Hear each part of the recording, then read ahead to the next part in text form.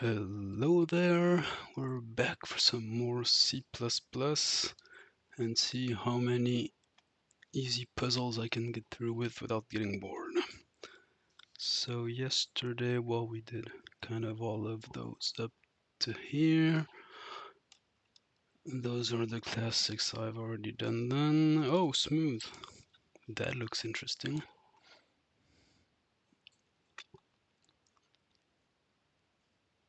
This looks like a fantastic puzzle. Let's try it out.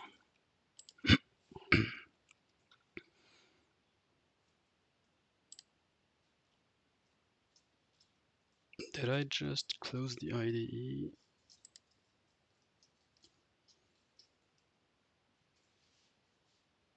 Well, why not?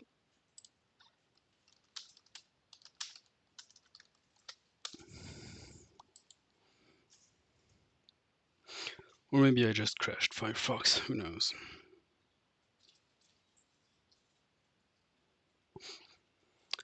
So, smooth, do I even remember what it's about from memory?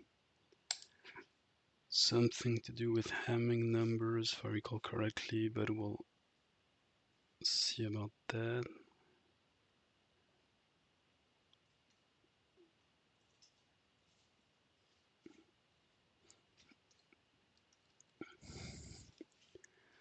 Ming and Ham like smoothies. To make smoothies, you need a lot of fruit. Every now and then they'll play a little game, they'll buy a lot of fruit in bulk and then take turns at reducing it.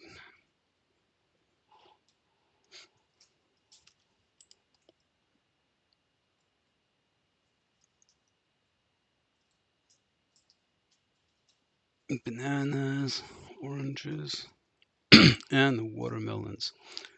I don't know about you, I like fruit.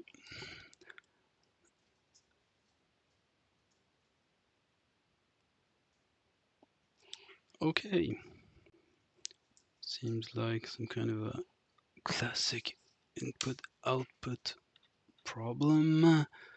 So, reading the input is kind of a no-brainer. Nobody needs this.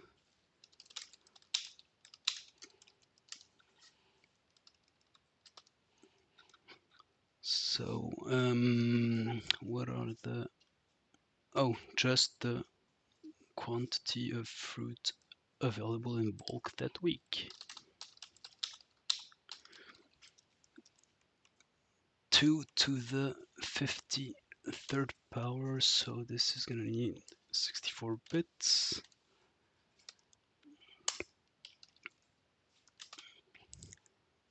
And so how does it go? We're gonna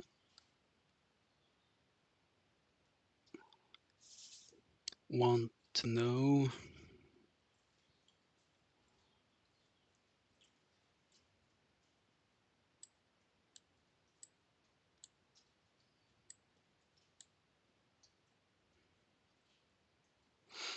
how many times we can replace a row of fruit with either one apple for every second fruit, one orange every third fruit, one banana every fifth fruit, or one watermelon per fruit.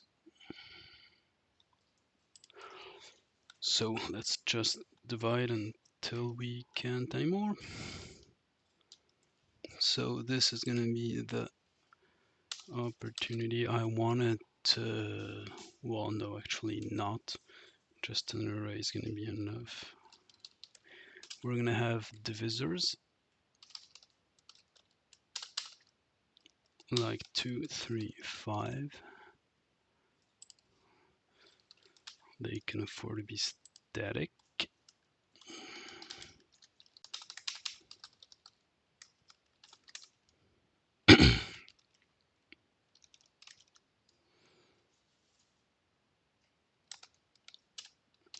Divide. Well, you can.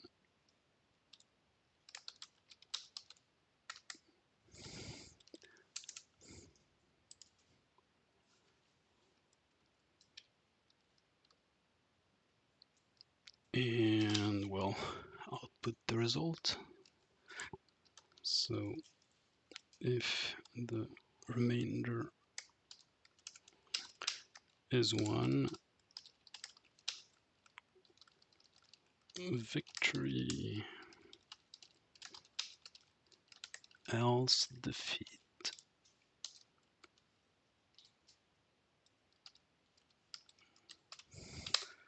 Would something like that work? Yes, it would. So, no need for algorithm, no need for vector, no need for a string. The only interesting thing I'm using is the new for each operator. That was a great puzzle.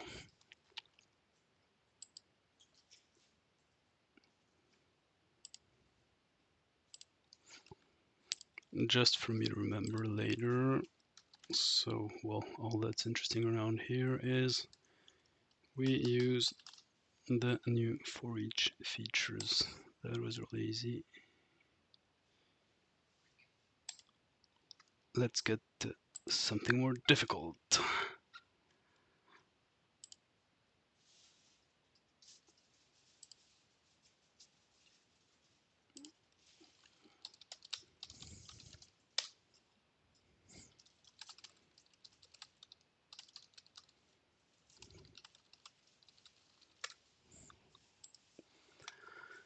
So, what's next is an easy puzzle I have not solved in C++ yet.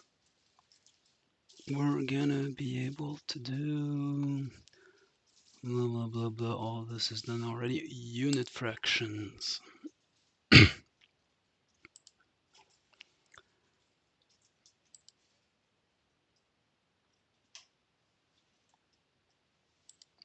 So, for every fraction in the form 1 over n, where n is a positive integer, we can always find two positive integers x and y, such that the reciprocal of one is the sum of the reciprocal of the other ones. There can be one or more pairs fitting the equation. Could we list all of those for a given n?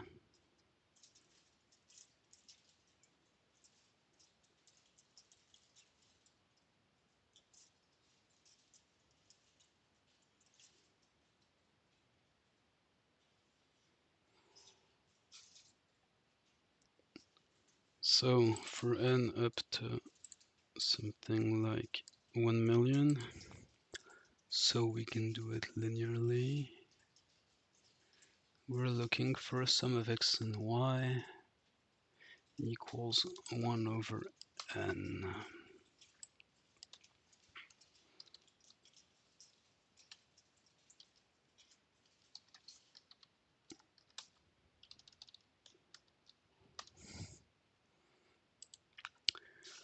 Okay, so we've got n, and we're gonna iterate until we find all of them. I suppose we do not want, we're gonna want x to be lower than y. Yeah, x bigger and 1 over x bigger than 1 over y. So let's just iterate. No, actually y. So y starts at 2. Y is lower or equal than half of n. This means that 1 over x is equal to 1 over n minus 1 over y, which means x is 1 over that, which means how about we multiply over a number by ny. So y n. Okay, and is this possible? Well, it's only going to be possible So we've got a numerator that's equals to n times y. We've got a denominator that is equal to y minus n.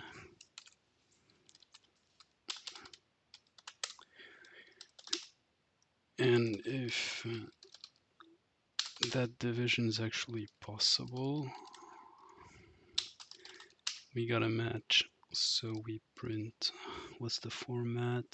Oh, that's horribly complicated. So 1 over n equal 1 over x plus 1 over y. Something like that, except I don't have an x. So let's define one. X is numerator over denominator. How's that? Completely wrong. Okay, what am I missing? Let's trace it. The first one we'd want to have is 1 over 3. So n is 2. Maybe I ought to be able to go up to twice n. Yeah, it's not n over 2, it's n times 2. Arithmetic exception. This means division by 0. How am I dividing by 0? Y minus n. Yeah, that can totally. This is the kind of case I need to get the paper out, but if I get the paper out, you're not going to see anything. So let me try and do it again like this. So 1 over n is 1 over x plus 1 over y. We fixate one and see what the other is. What are the possible values y can take?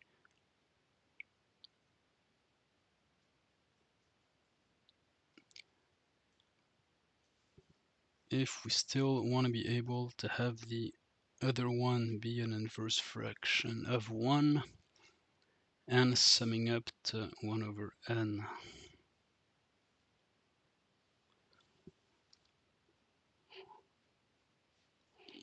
Do we have constraints over that? Not so much. Positive, so greater than 0. So obviously it can't be 0, it can start at 1, in which case we'd be over it. So really, yeah, minimum is 2. What's the maximum value it can take? The biggest it can be for the whole fraction is half of n, so this really is over 2 times n, but that still is the same thing.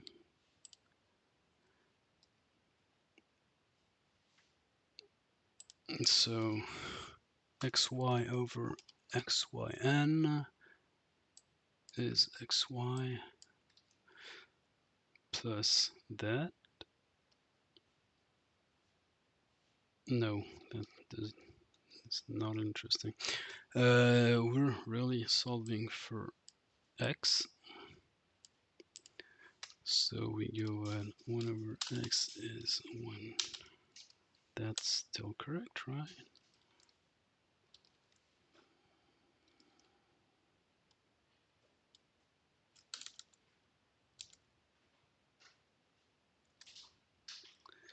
Keep this one and ny. Oh, did I forget to? Yeah, that might be it. Minus ny over y, which gets us to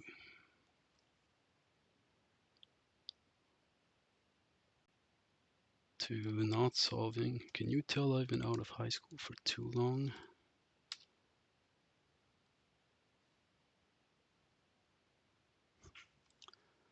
Yeah, don't change anything. NY here. NY. No, okay. This one multiply by y over and under. This one multiply by n over and under, which makes them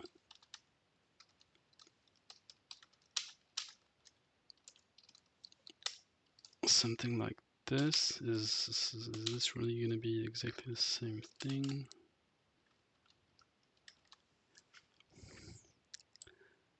So ny, y minus n, yeah, it really is the same.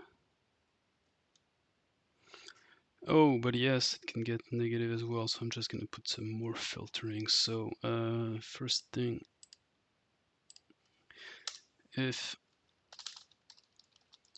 denominator is 0, this can't work. Else the division makes sense, but we've still got to verify x validates the constraints we've got, namely, well, n or x and y, it's got to be positive.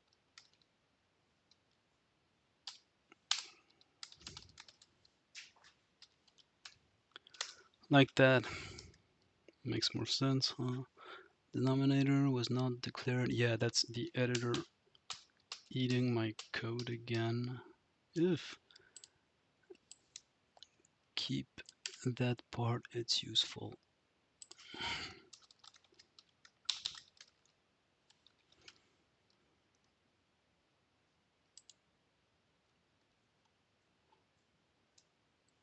It's still nothing. Well, this is getting embarrassing.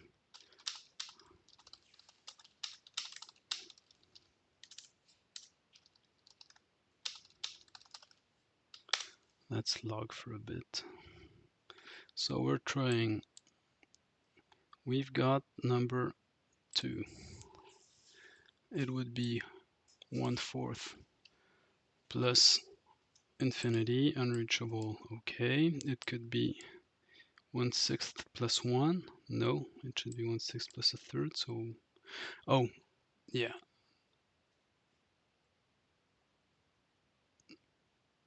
Did I swap numerator and denominator? Sorry about that. I'll put this back around.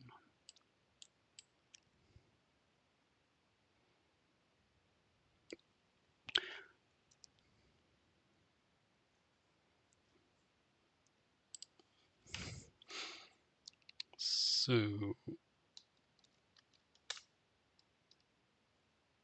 am I doing this again? No, this is supposed to be correct.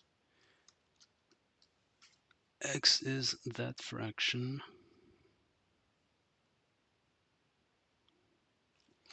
Well, y is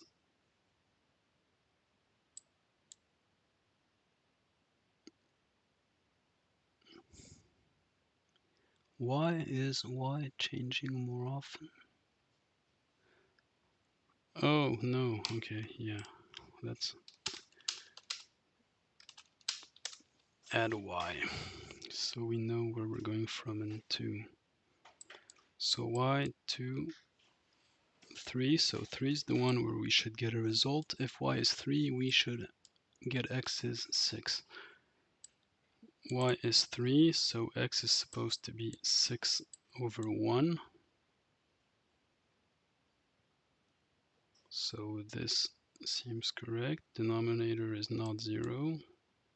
Oh, wait, I'm missing n equals 0. Well, that changes a lot of the meaning. That's much better.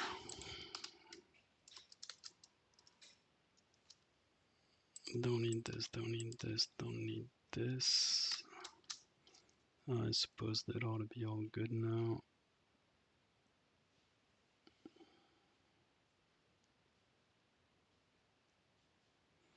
Uh-huh. What's missing around here? Ooh, some kind of an overflow. Am I gonna need bigger integers than that? What's the input for this?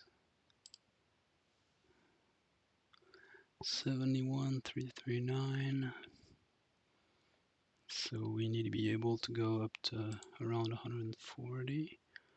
There's no reason.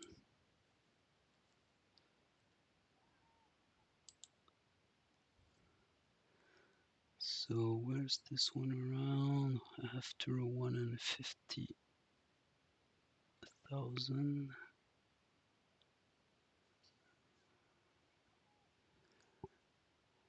X in descending order. That's mostly where I was anyway. So for some reason, he was expecting at the place he found 614.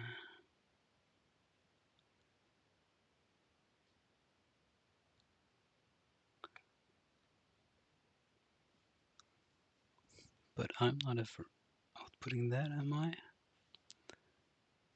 50614. Oh, that's the first one. So it's going properly descending X, ascending Y, until for some reason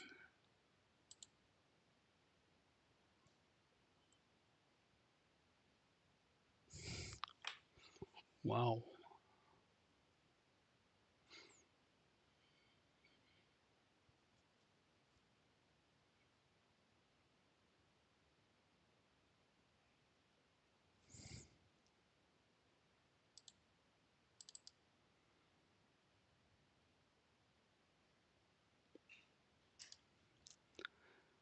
So this is almost n, it's like exactly n minus 1.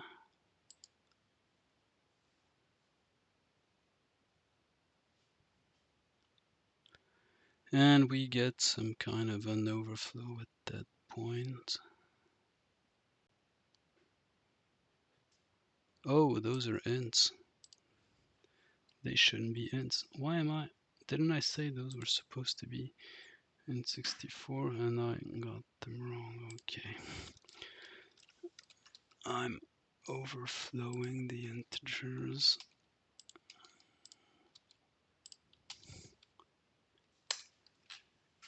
And I got this wrong when the editor ate my code.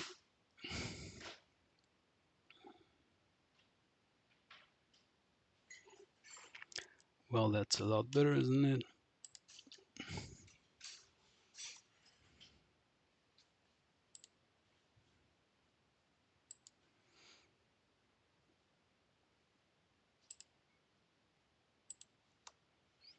So let's complain.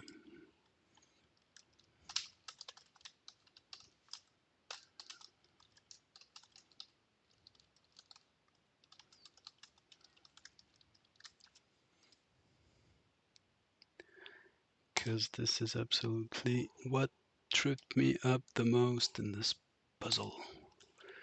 But it's still a good puzzle.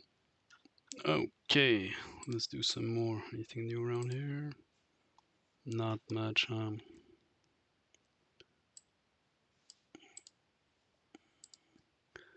Next.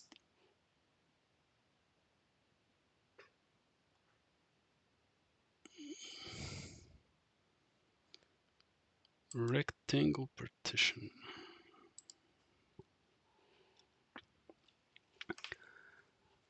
We've got a rectangle, a list of measurements on both axes, and all subrectangles. How many of them are squares? So I suppose most of this puzzle is about finding how many of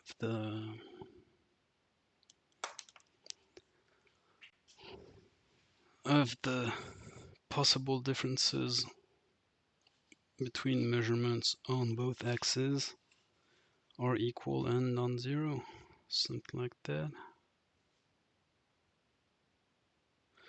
Okay, so vectors are reasonably indicated. Algorithm, yeah, I'm gonna need a merge of some sort, but I'm not sure. 20,000, okay. And up to 500, so we can get square of that, which is around 250,000, which is reasonable and no matter the size. So WH, count X, count Y.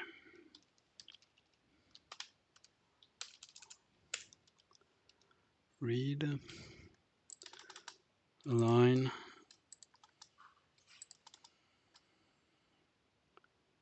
so how many are we reading? Count X and count Y. So those are the X divisions and the Y divisions.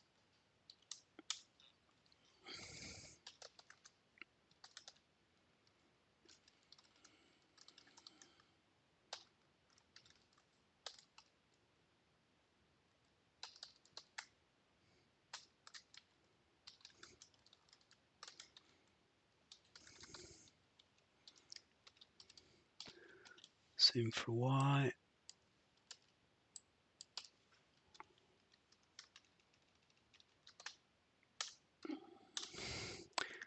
Now we're going to want a Cartesian square of that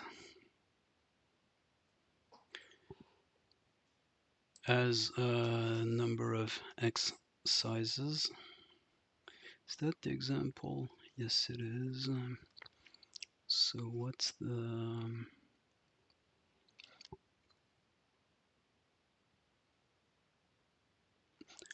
how many squares do we have here? 2 to 5, 3. So 1 square here. And 5 to 5, so 2 squares. 4, which ones am I missing? 10, oh, so this is a square as well. And this one here. Yeah, okay, 4.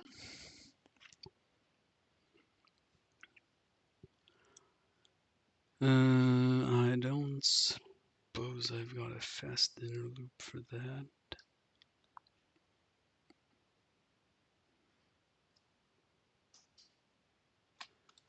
But this is the opportunity to just go and fetch in the algorithms library if there's anything interesting.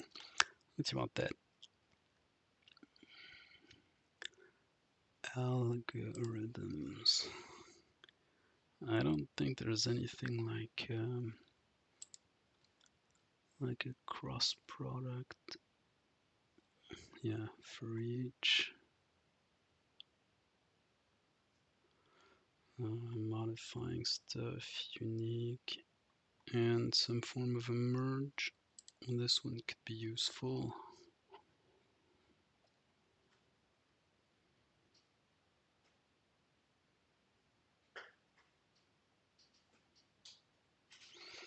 But it's still not exactly the kind of merge I need. What I want is more of an intersection. I think we've got, yeah, something like that. Set intersection, that's the one I want.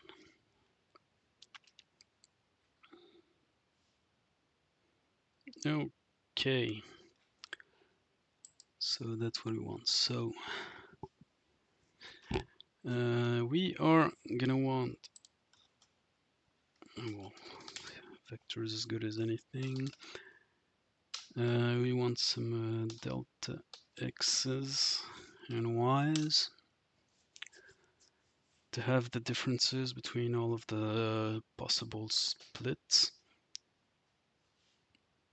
Speak Speaking about which, we're going to need two more elements here. The 0, and for x, the width. For y's, it's gonna be 0 as well, and the height. So we're gonna need the differences.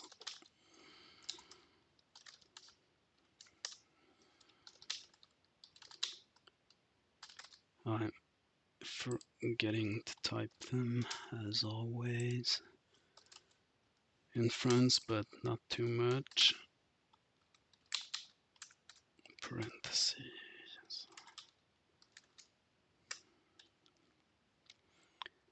What's the dxs?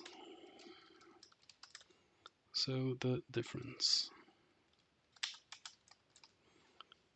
Okay, I need kind of the same thing for the y's.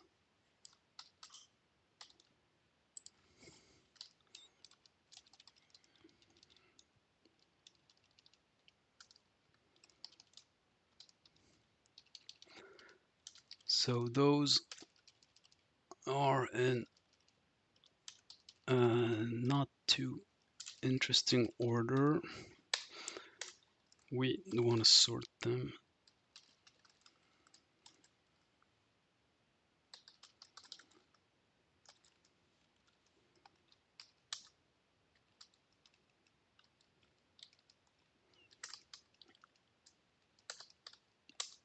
And once we're there, we're just going to count. So it is kind of a merge, but well, I'll check merge again if it necessarily wants to write the output or if I can just get away with a simple operation. This one has an output, this one has an output, this one does not seem to have an output. What's this one? Oh, policies. Not today.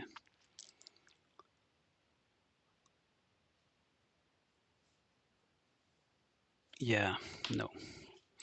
Nope, nope, nope. Set intersection. It is. But that's really the kind of case where I don't really want to store it. I merely want to count.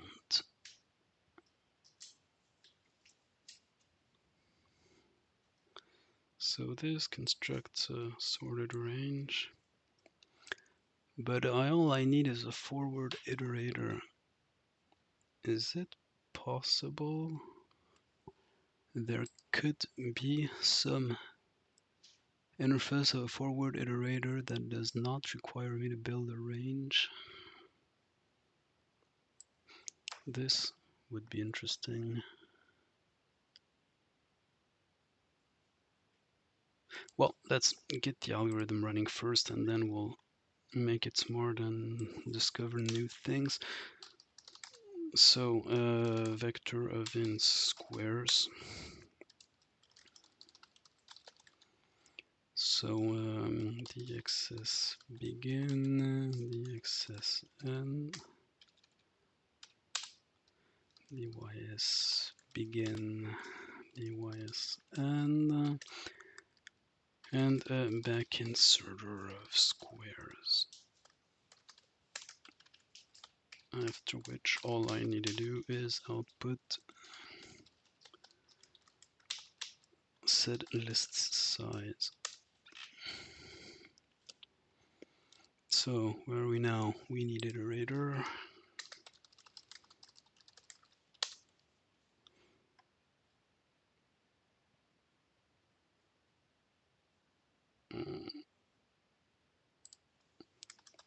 Let's specialize.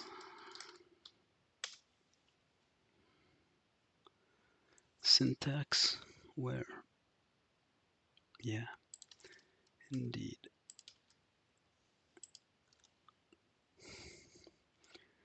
And now a Basque inserter is not a part of the C++ standard library. There, 0 instead of 4. Well, something's wrong.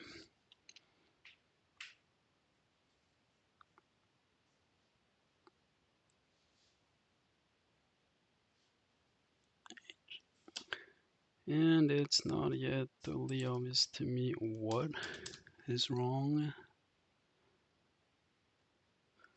So help me in the chat.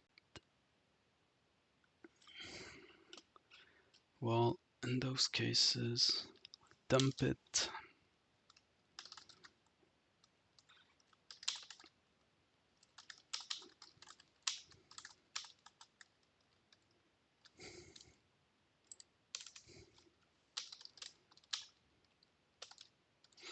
Why? Oh, no, log.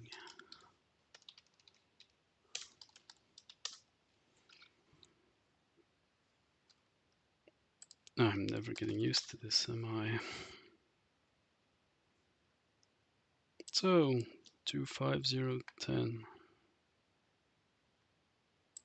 That is completely not the order of things I expected.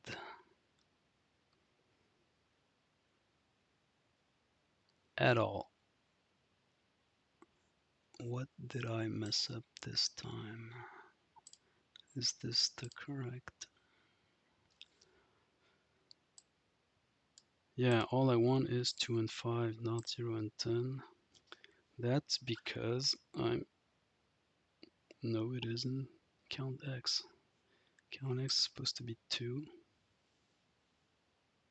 Oh, that's because I've added 0 and 10, which are, yes, the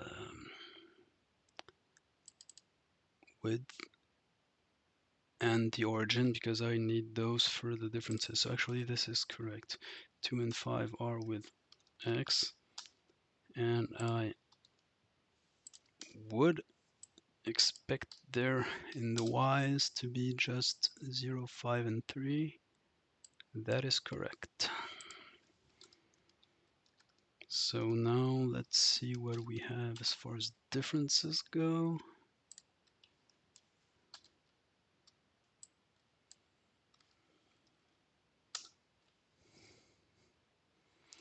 So differences on the x-axis: 2, 3, 5, 5, 8, 10. This is going to be a problem, but not now. So 2 from here to here, 3 from here to here, 5 from here to here. Twice because this one counts 2, and 10 and 8. Yeah, 8 is from here to here. So this does seem correct as well. How about Y's? How about I printed out the correct part of it? Oh, but that's actually the bug. It should be a Y here.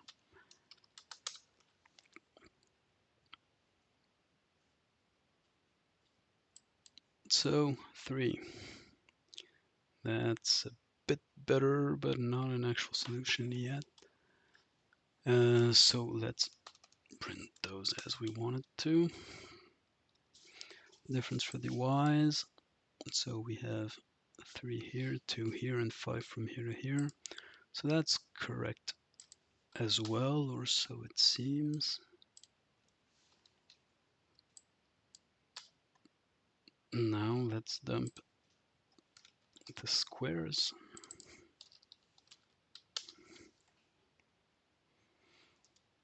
And the possible squares are 2, 3, and 5, and this might be the thing. I'm only counting 5 once, whereas we've got 2 of them. So intersection is not enough. What we actually want is yet another product. How are we going to proceed with this one? We're going to multiply the number on each side with the number on the other side. So intersection is still not it. We're not gonna have a heap.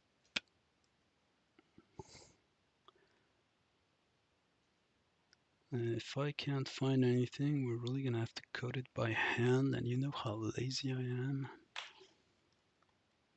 I'll spend a lot of time avoiding coding it by hand. No, none of this is interesting. We're really gonna have to... I'm pretty sure there was some kind of equal range. Equal range sounds like the kind of thing I want.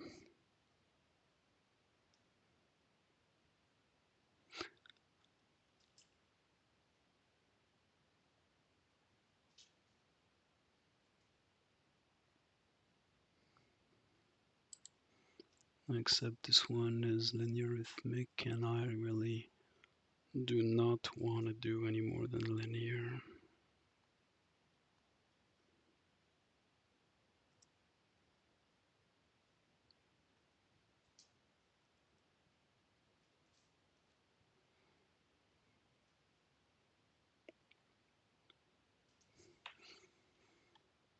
Okay.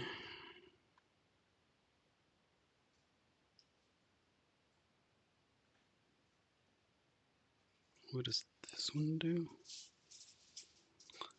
Search for range of elements. First occurrence, that's kind of the opposite. I want the first that's not. That is not, but maybe I can have a predicate operation. Yes, I can have a predicate. So this is the one I want. Linear search for the first one, that's not what I want. Okay. So here we go. We want an X iterator on the delta X. Well, X, yeah.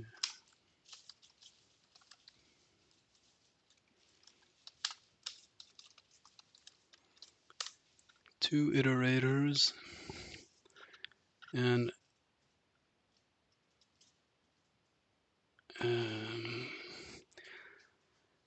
as long as, yeah, we're gonna have to find some sort of a condition to put around here.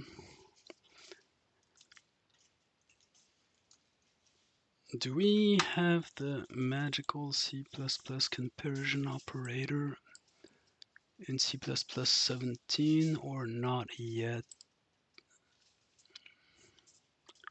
That's something I want to use for quite some time. As far as I know, it comes from Perl operators. Yeah, it's a comparison operator.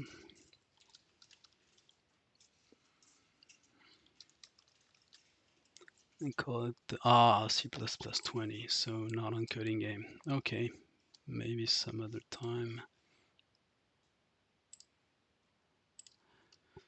So we're gonna have to put some ifs.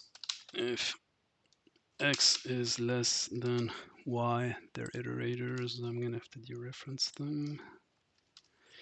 X is less than y, advance x. Actually, this could be a while and spare some time.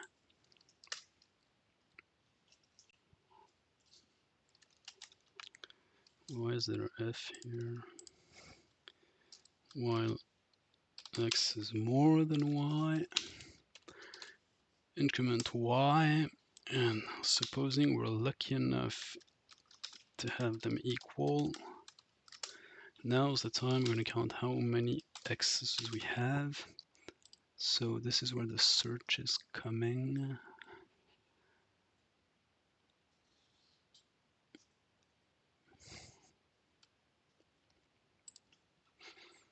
This does seem kind of convoluted just to find the amount of them, but we're really aiming for library reuse and linear time, obviously. So we're gonna have next x, x prime, but those x2, those aren't legal C++ identifiers.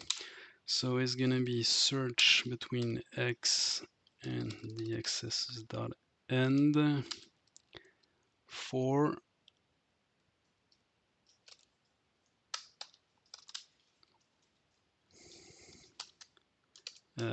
x candidate, yeah, candidate x, first one that's not equal to x.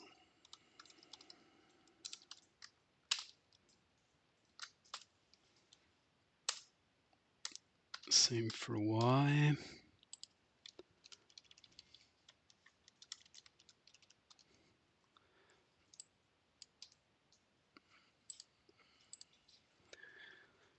And we need some kind of a count here. How many are we counting?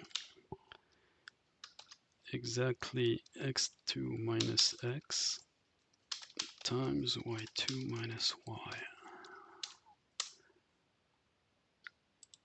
And now we're here. Skip to both.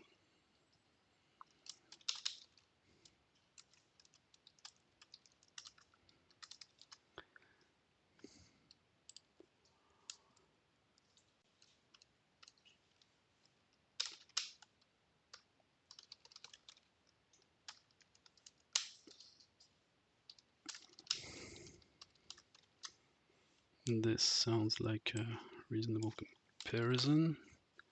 Count. I'm not using squares anymore. How does this go?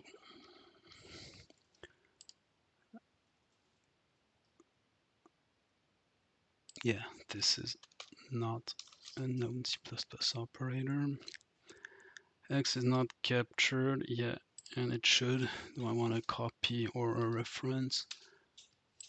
Both would work, but I don't want to type const, so it's just going to be a copy. No match for operator different. What is that?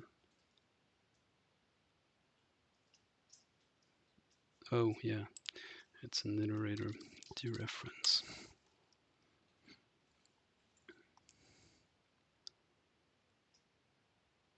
What am I missing now?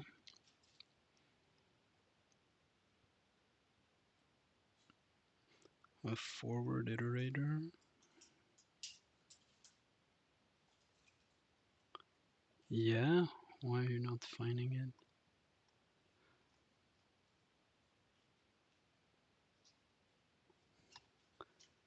Did I get that wrong? I'm supposed to be using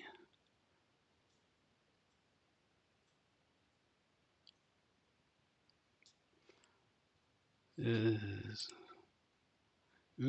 binary predicate. That's not what I.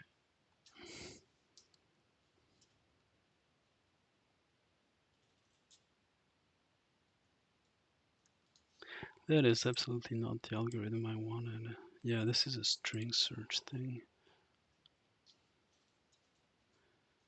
Mismatch. That one's better.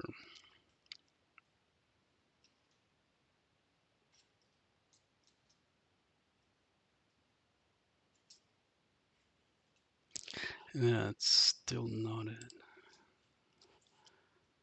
Find. Yeah, find. Find not, find if not. That would work.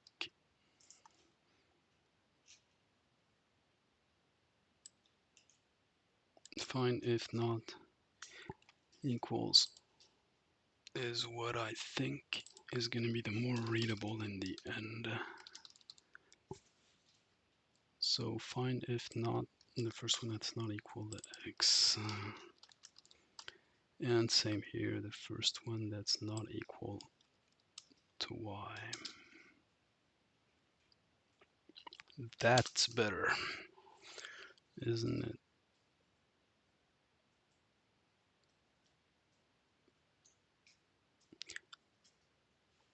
Okay, errors again. Is this another of those? Integer overflows. What's the biggest possible number of squares we could have? Well, quite a lot actually.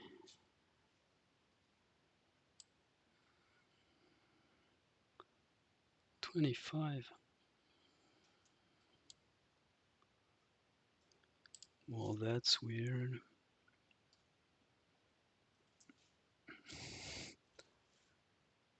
I'm just counting them. So it's true.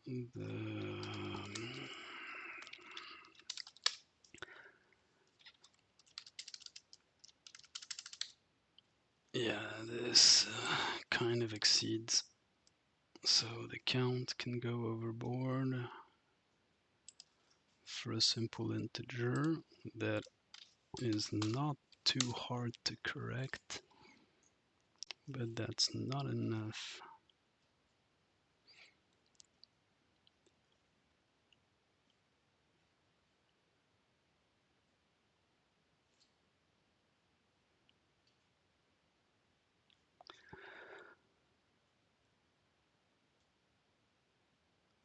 How am I finding so many?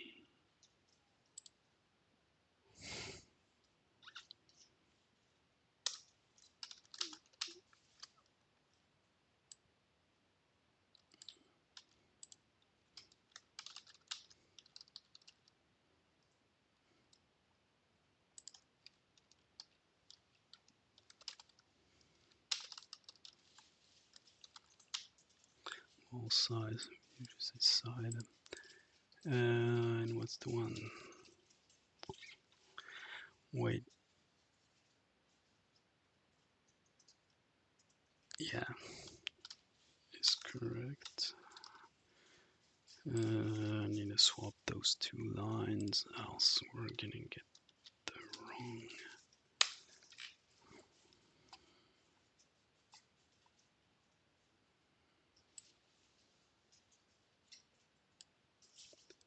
This one seems fishy. 48977. That's kind of not a possible size if we're bounded by this. How did I find this? Oh, that's because I'm counting the end. Yes. So let's do it differently. We do not want to be comparing two separate vectors and iterator for equality, because obviously in this library they can compare equal and that's legal with the standard. So yeah, timeout, that's fine, that's just because of this. Still timing out, that one's not good, but that may just be because I'm dumping useless data. Do I have another one? Let's hope not.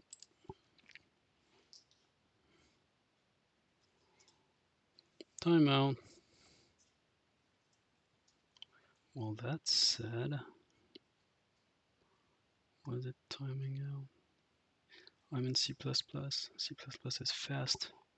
I can't time out. That's not fair.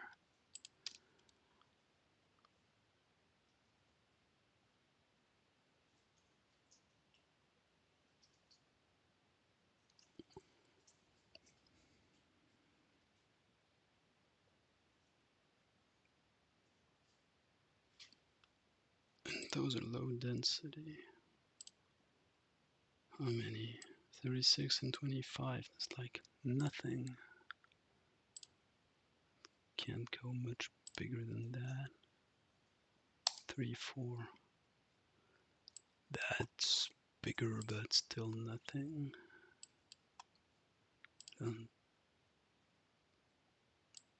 And nothing at all either. So this does not make sense.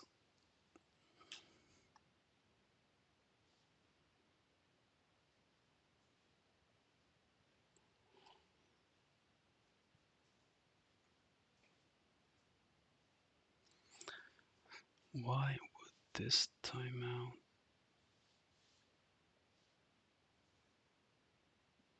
I'm quadratic in count x and y, who are guaranteed to be rather small. And this merge just goes.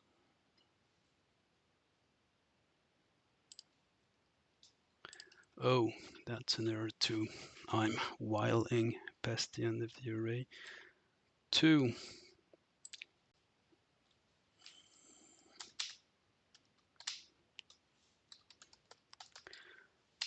So let's do things properly.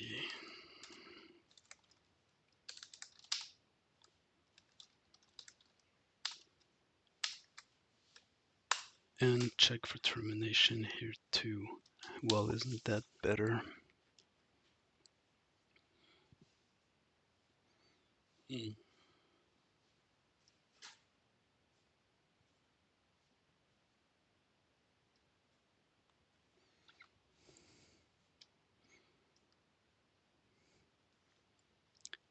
Very much better. Let's get rid of those. Okay, there's no string here. What could we do cleaner around here? A big bunch of this is doing the same thing for x's and for y's. We might want to factor that out. So let's call this process. We're going to be taking as an input account and be returning as an output a vector of ints, which is the differences. So we're going to be doing this. So we're going to need a temporary vector. Yeah, well, the integers or the lengths of some sort.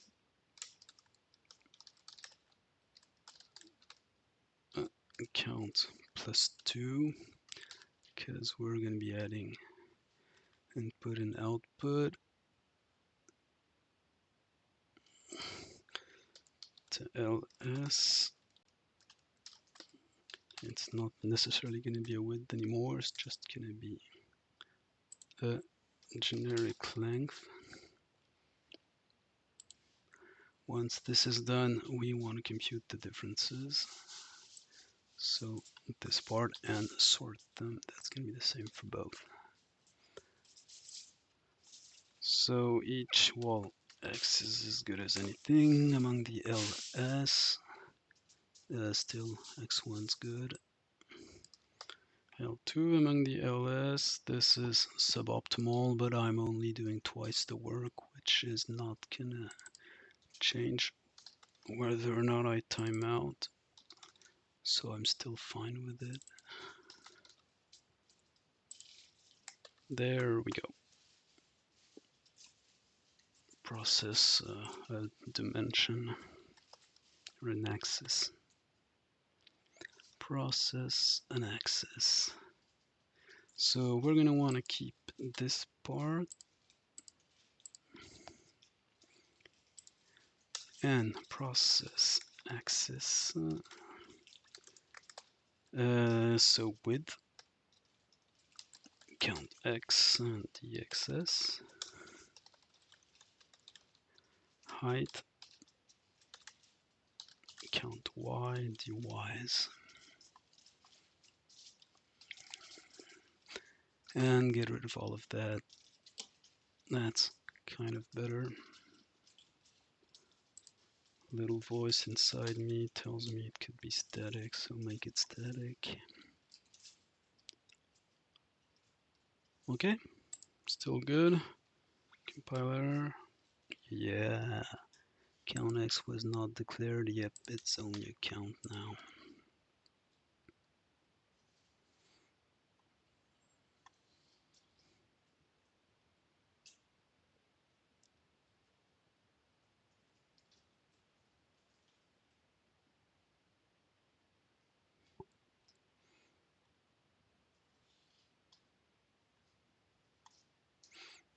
Okay.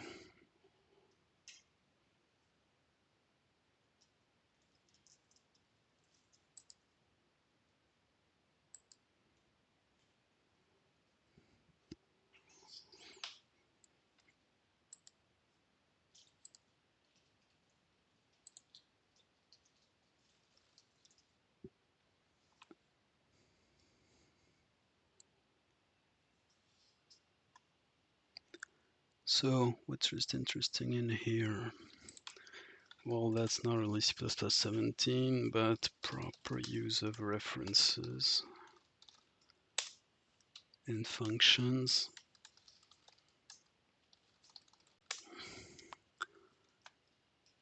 What else could be considered interesting around here? Sort and iterator.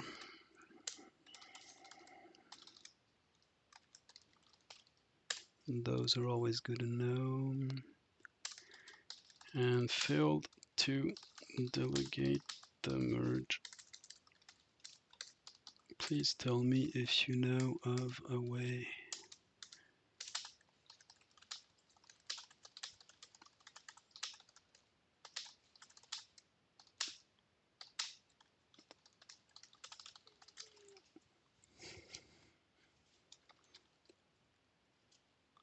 All right. Next.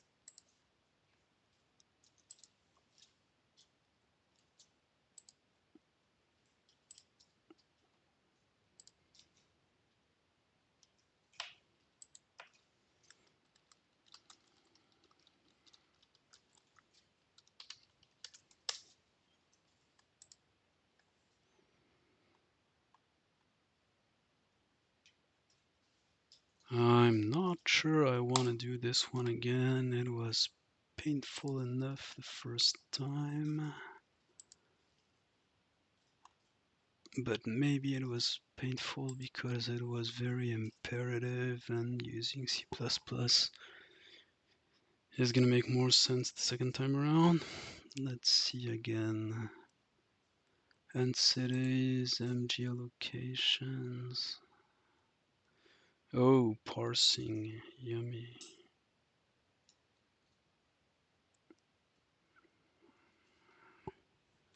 Yeah, I remember why I hated that.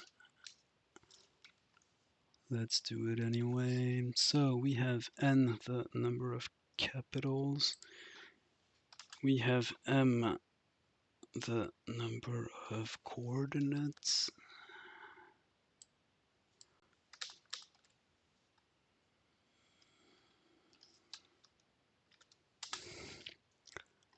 Then n lines where we read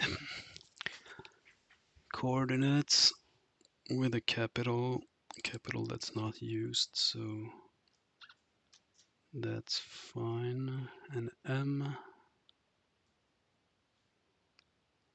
locations, so those are the resolution part. So here we go, vector of, well, pair of ints.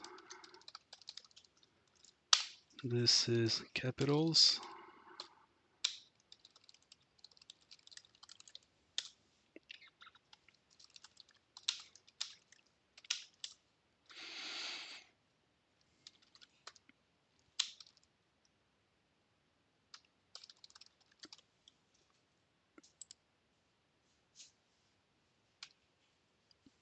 We're gonna need a useless string just to get that capital name out.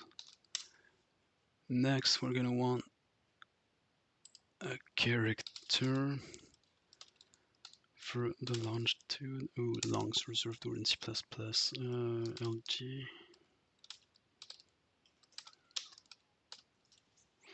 And well, let's construct that pair directly.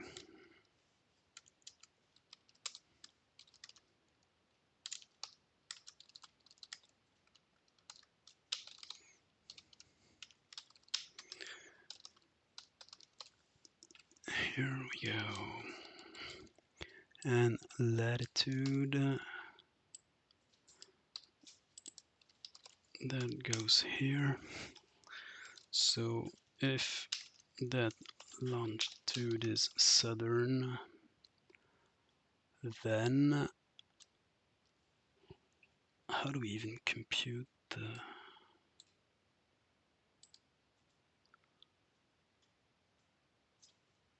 valid? Yeah, we still want the closest one. Is he giving us the formula? He's not even giving us the formula. We've got to go over there. Oh, well, use the first formula from the above page that does not have a date in the link, so who knows what the formula is now.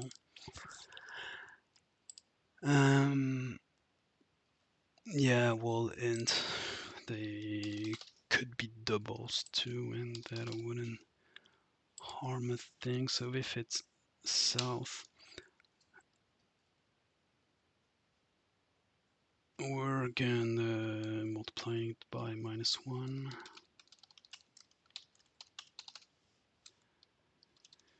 And same kind of shit for the... No, longitude is west, which...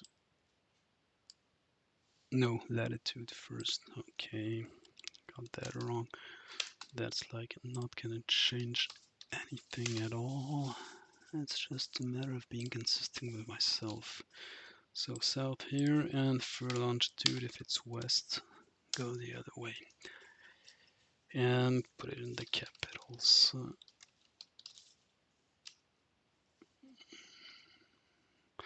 Oh, except we're gonna have to parse it again. Sure, why not? So we're gonna put it anyway and do it again. Is this legal C++? I'm gonna find out. So next, what we want is the whole line. Is it possible to push it directly to the end? I'm gonna need the vector of string here, strings.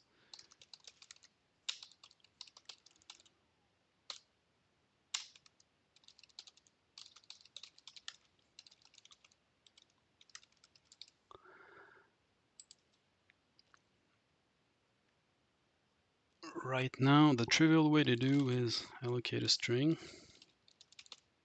and read it. Once we got it, put it to the list of greetings. That's the easy way. Yeah, sure. Get rid of that.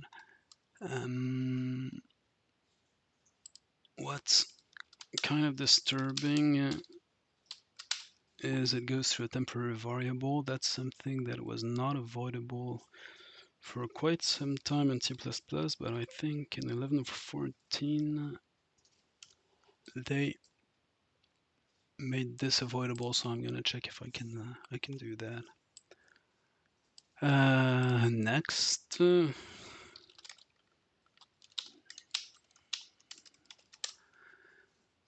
we are going to get coordinates and see how far away we are. So it's the second time I need to parse coordinates. Now would be the time to make a function out of it.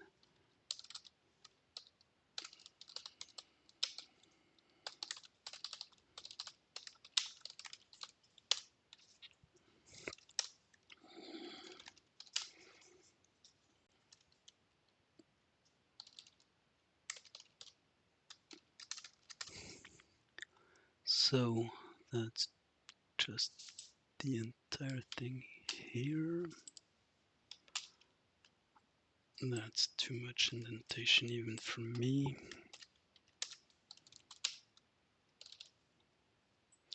There.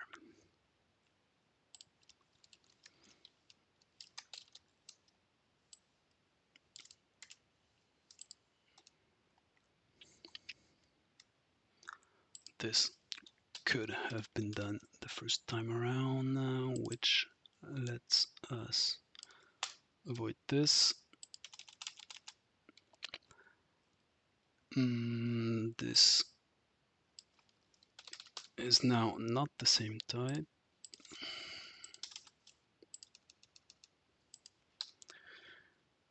Okay, this later. First solve puzzle.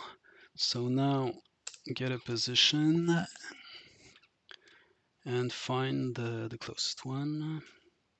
So that's the min element we'd been using last time, we're going to be using again. We want the min element from the capitals position.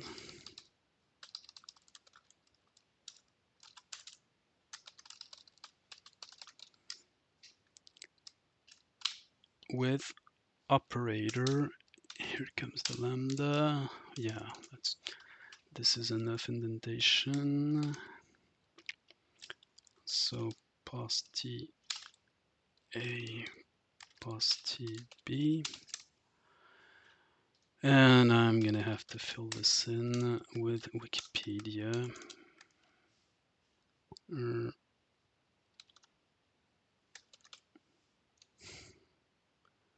So what am I gonna do with that? I'm gonna call this, well, the closest.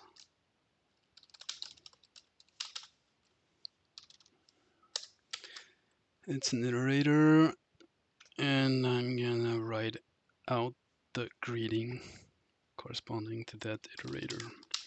So greetings, closest,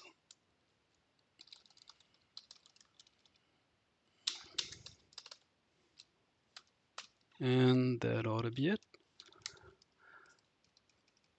So this would almost compile if I could only fill this in.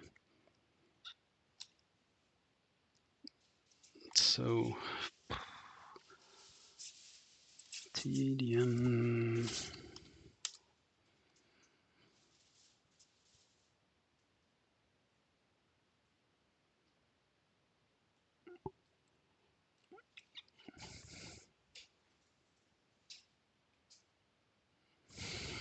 so our costs, right? Use this one.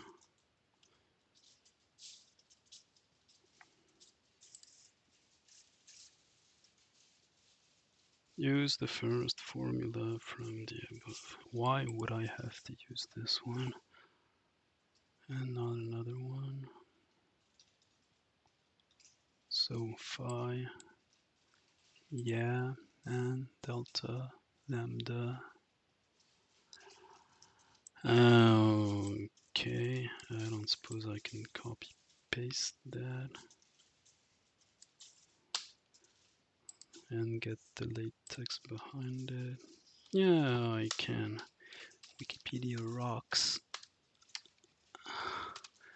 I don't suppose I can use those as actual C++ identifiers. We're not that modern, are we? Let's try it anyway. So first one was latitude, if I remember correctly. So latitude is phi. So that'd be phi 1 and lambda 1. Where's lambda? Here. Eee, come back here. Woohoo. Yeah, of course.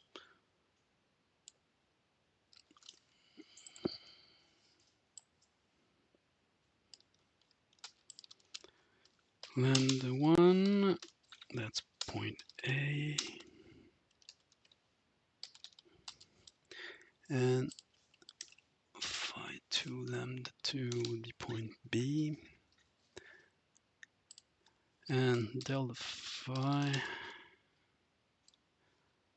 would be, is our cost the proper name? If it is, it's not in the C++ library, that's a C function. Let's call that numerics.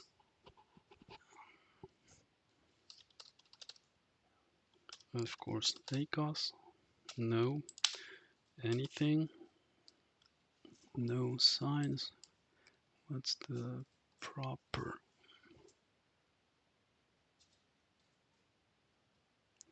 Not numerics.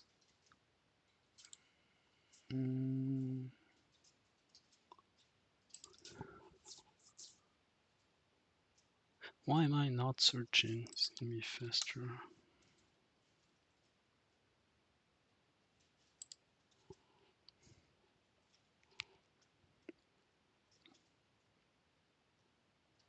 C math, yeah. I suppose C++ at least has an overloaded one, yeah. So ACOS in C math. Now what did you change?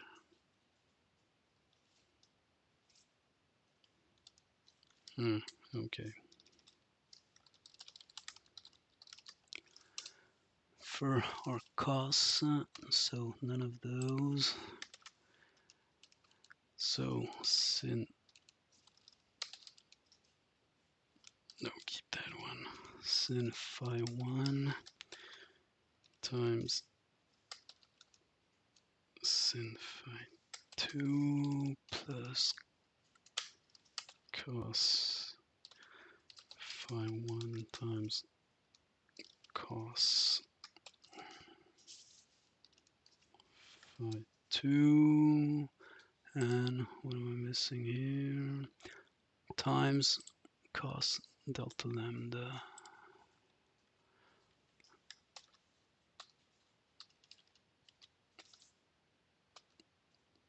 So delta lambda is lambda 2 minus lambda 1. There is no need for an absolute value here.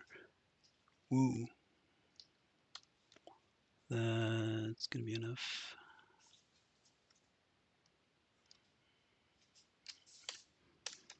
Let's check.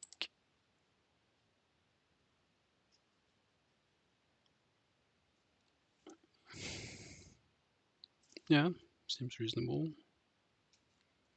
So that's delta sigma. And what's sigma? The central angle multiplied by r. Does the problem give me the radius of the Earth? Yes, it does.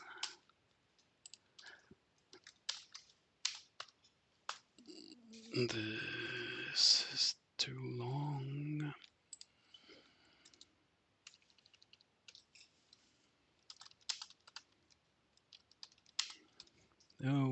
Okay.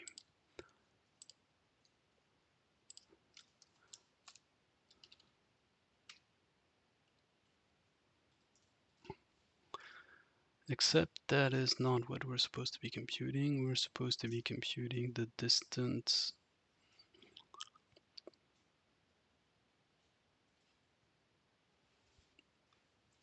This is not at all what we wanted. We want to read a position, our current position, and we're comparing A and B for which one is the closest. So we want distance from A to pass to be lower than distance from B to pass. And this is going to be factored out.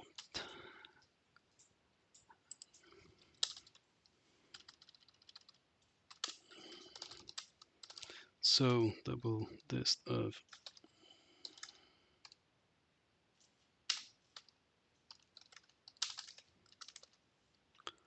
there.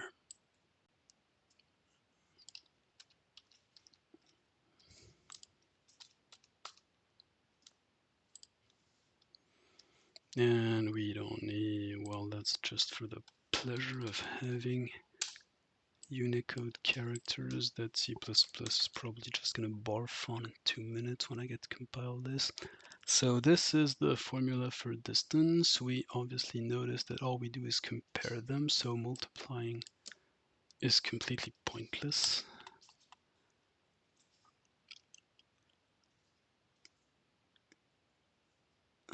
Apart from that, this could actually work. Apart from all of the, yeah, okay, Unicode's too much for C++.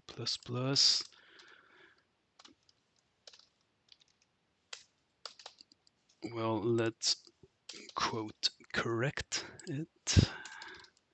So those are phi, those are phi's too. This one's a lambda.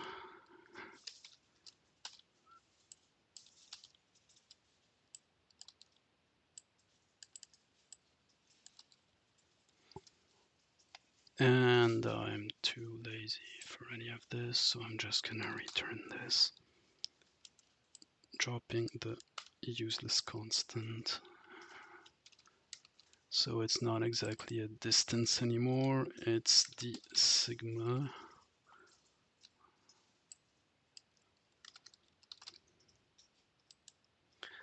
But that's not really gonna change much. Okay, does this compile? M was not declared yet, it's lowercase. Pass is not captured, that is very correct. And I'm in the mood for a reference capture. It's constant anyway. It's constant anyway, and actually I should declare. No, it's by value. We don't care. It's by. We care so little. I'm actually gonna pass it by value all the way through. C++ ought to be able to optimize it anyway. And I'm missing a semicolon here.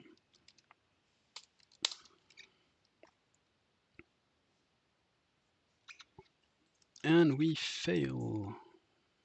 So we're not outputting anything. That's completely ridiculous. So let's start logging some shit.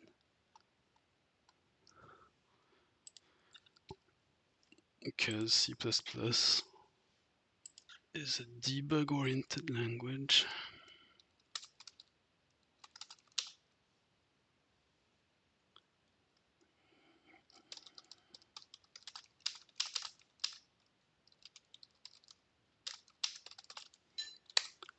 Let's first see if we get the coordinates right. We do not. I'm reading integers. This is ridiculous, isn't it? Why are those integers? They oughtn't be.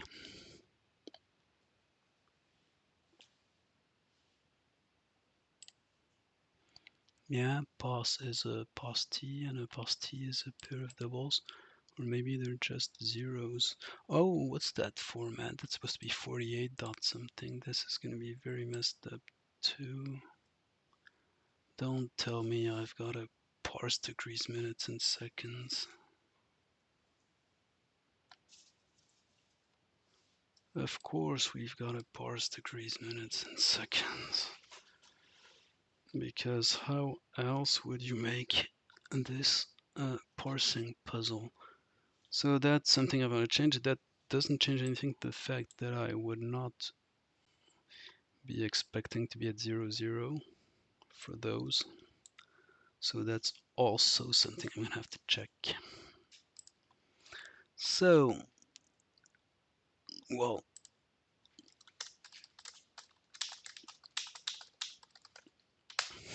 do we get those right? We do. That's a relief. Next, parsing capitals.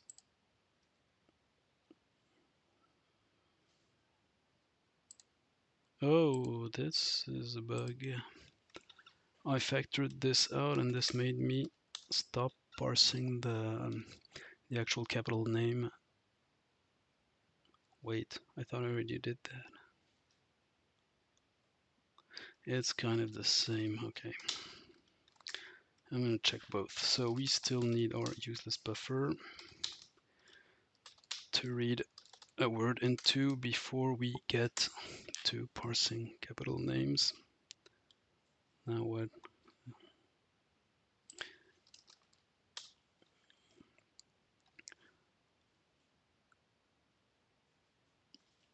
Let's log something.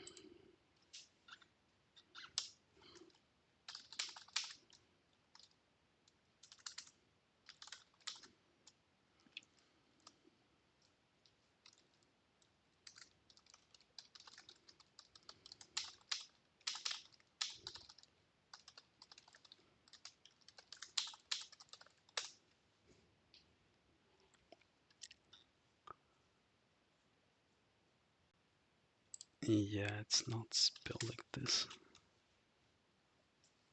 Titles. Do I have that? No, I don't. That's the freaking editor lagging. Okay, so we get Veen at not, well, that's the correct longitude, but it's not where I expected it. Why is that? I probably messed up my parsing over here. Yeah, I'm putting both into first. Well, that's not very useful, is it?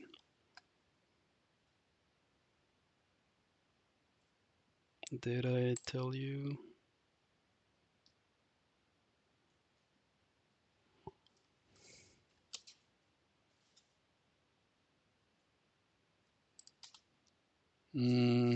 This is not exactly perfect yet.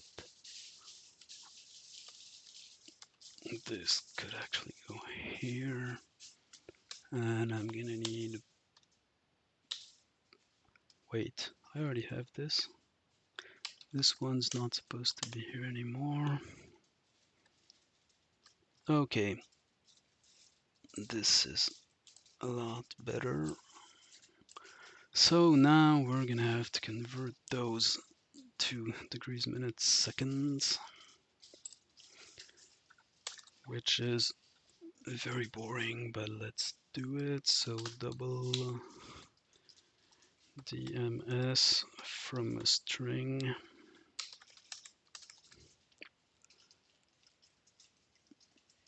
So we're gonna keep our buffer here.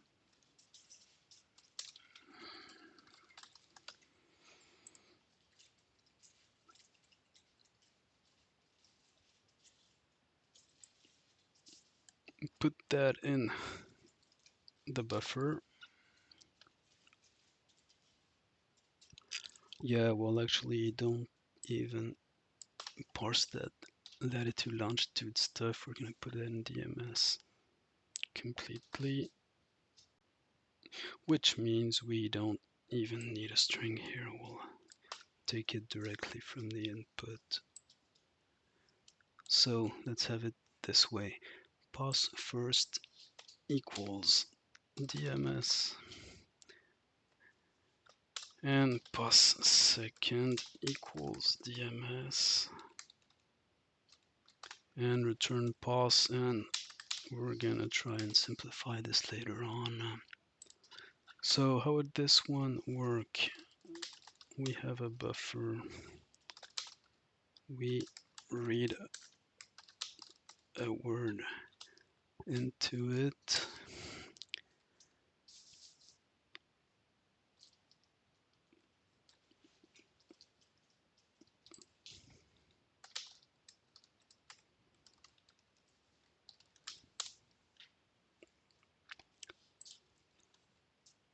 We want to skip a character. Yeah, well, we actually want let's do something dirty and have the width given in. So the first one's a latitude, width's going to be 2. This one's a longitude, width is 3.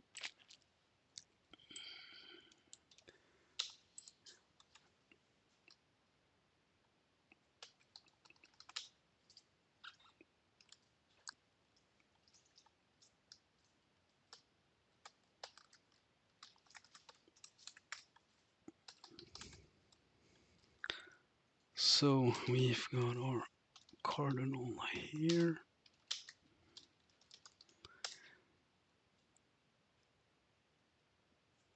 And next we're going to be parsing degrees, minutes, seconds.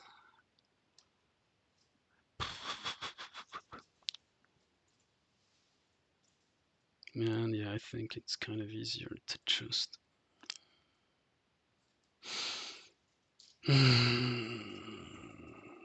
I hate this puzzle.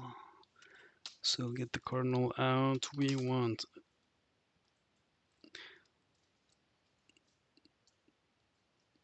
D1, D2, D3, M1, M2, S1, S2.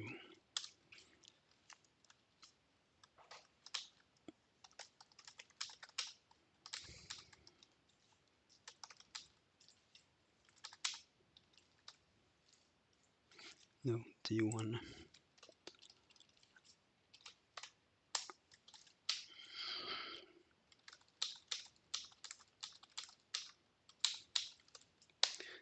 Yay!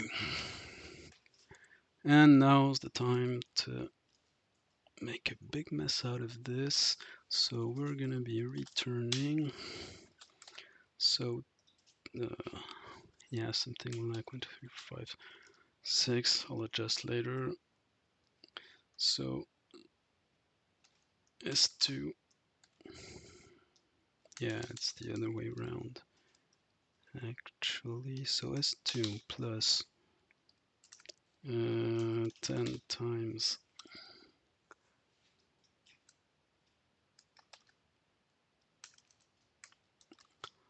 S1 plus 6 times M2 plus 10 times N1 plus 6 times D3 plus 10 times D2 plus 10 times D1.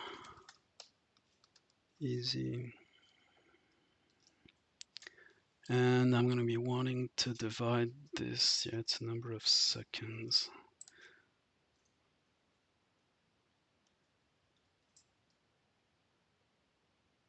Yeah, let's do it the other way around. 10 times D1 plus D2. That's not needed.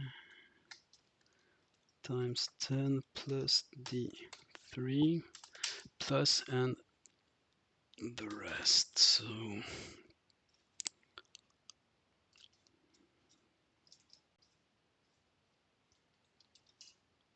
minutes.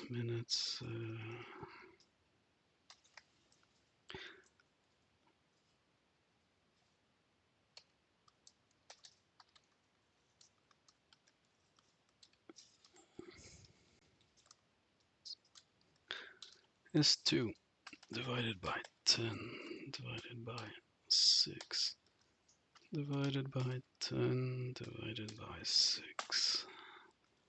There. Great parsing. And that's not even return. So this is still wrong because those are characters. So we are going to want to remove 0 from all of them. Later on, I'm going to want them signed. So read all of that.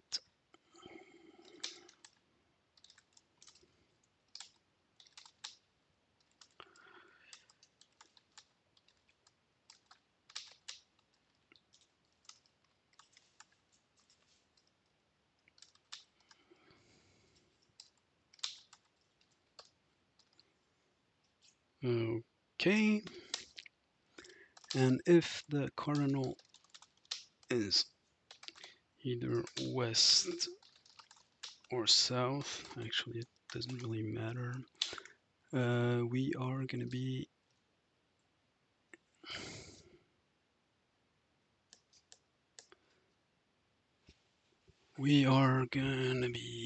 having a bad time because we don't have any single position we can invert. So we're gonna have a double that's gonna be equal to this, and we're gonna return it.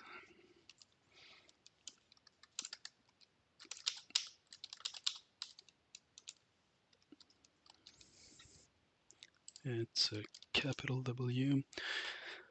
What could possibly go wrong? All of those multiplications are fine, but those divisions are integer divisions.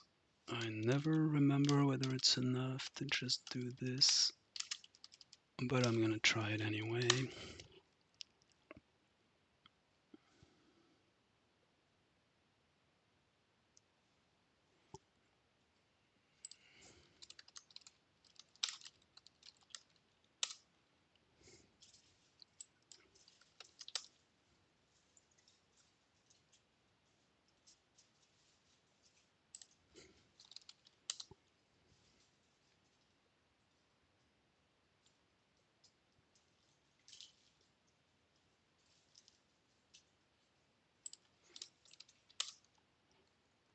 Typos all over. We get something that looks like a result. I completely forgot what we were printing in the first place.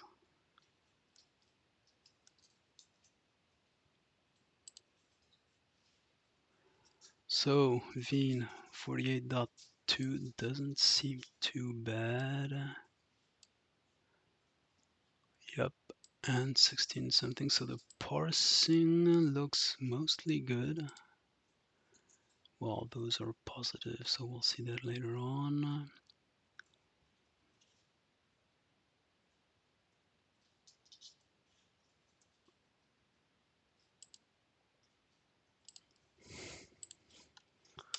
I'm gonna wanna log those two just to make sure I'm parsing all of them. I'm only parsing one of them. The first one is parsed as empty. Why would that be? That's all a matter of ignoring. So capitals.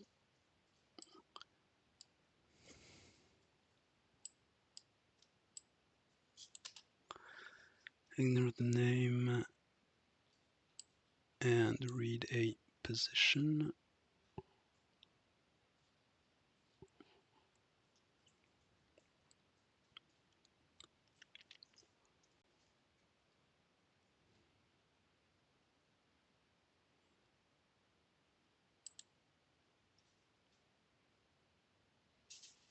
Yeah, we're gonna ignore at the end of all of those.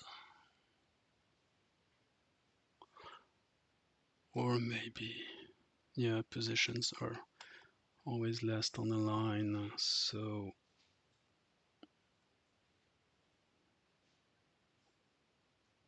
we can do it here.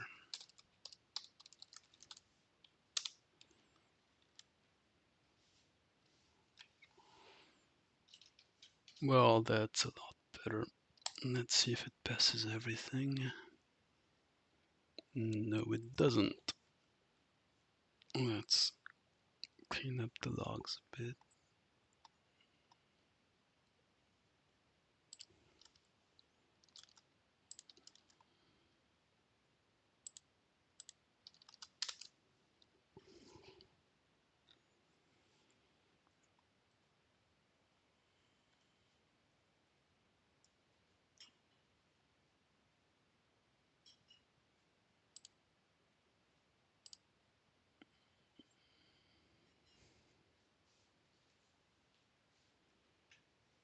So 3 capitals, 3 whatever.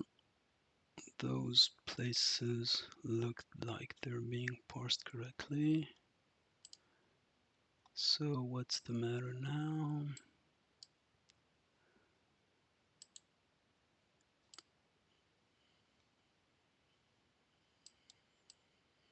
Hello, Dolly.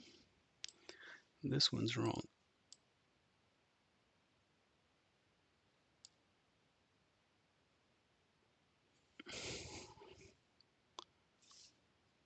What?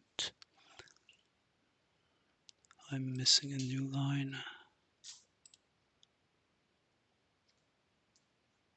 Why would I be missing a new line?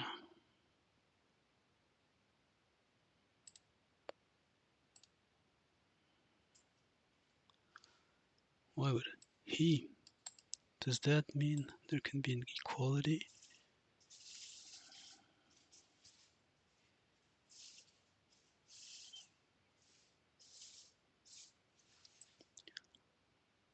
Around 2 kilometers. Oh, okay, well, here comes my Earth radius again.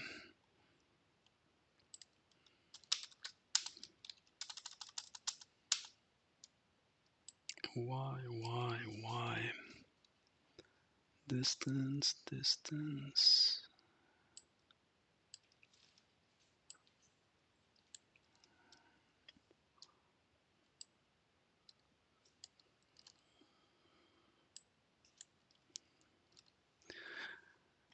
And now there could be multiple min elements, and of course there's no algorithm for that.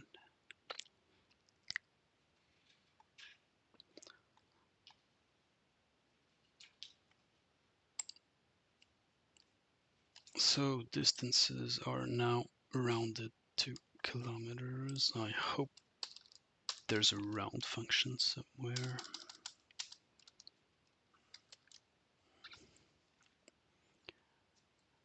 And of course you're gonna tell me I'm gonna have to put a space between them. So that's the closest, but having a closest is not interesting enough. We're gonna be iterating on the capitals again.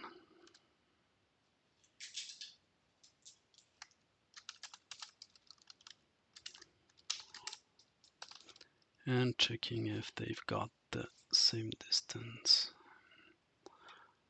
So if dist from pos to capital is the same as the dist from pos to the closest, this would actually be an iterator 2. Then print your freaking greeting.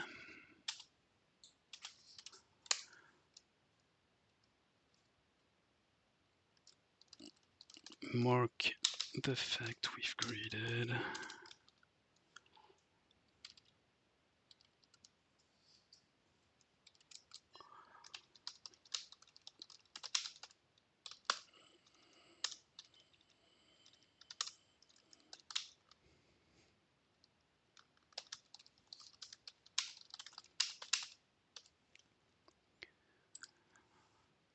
And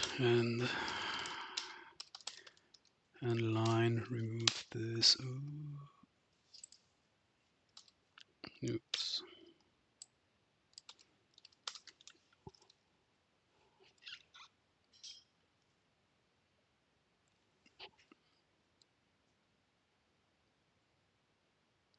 Oh, it's the correct type. Well, okay. I'm fine with that. Maybe not closest. No, not closest.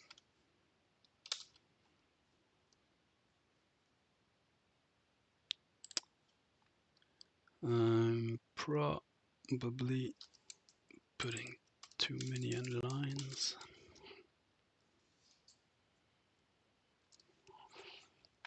So, same results, but at least I understood why this actually happened. Now what?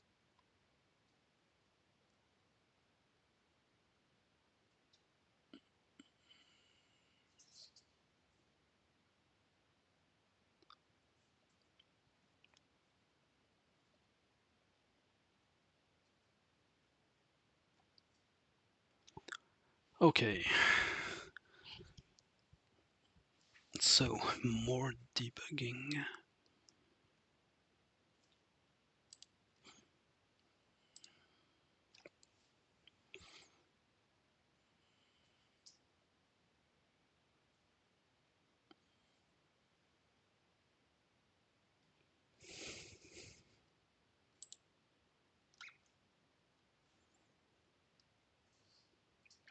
So let's print the distances as we check them.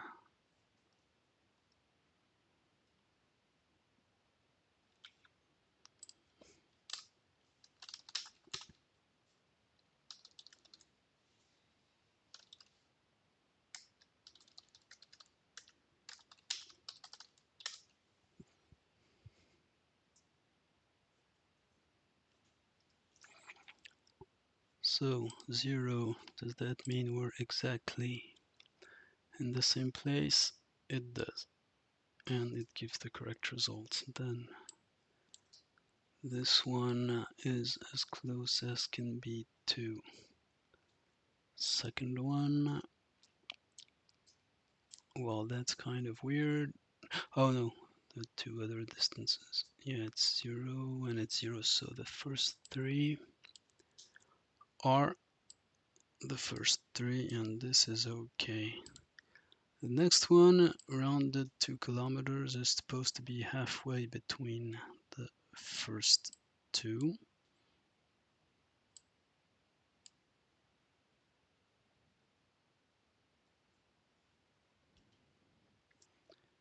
And we're a factor 10 away from the first two.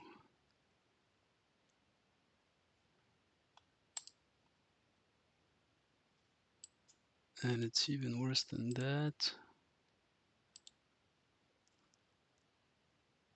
We're outputting hail to thee. Yeah, this one's correct, but it should have a written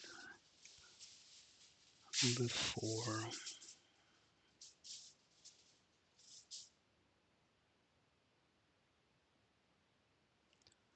So, of course, I've got the classic degrees to radians problem. The good thing is I can just change this here.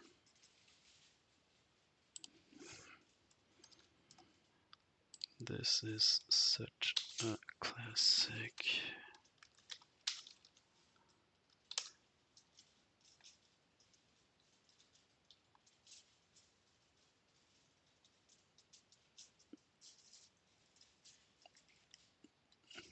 So now it's getting more fun. This should definitely never happen.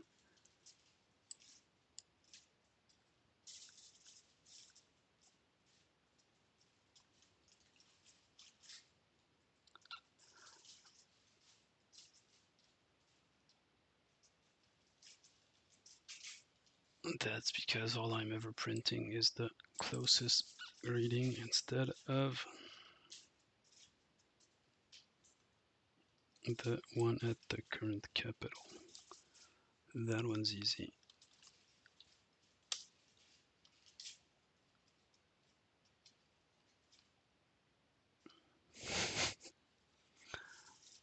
My screen's all red.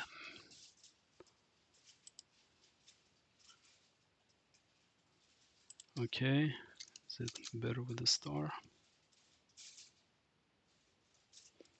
Kind of not. Oh, because I'm supposed to be printing the greetings for this. So, greetings at capital minus capitals dot begin.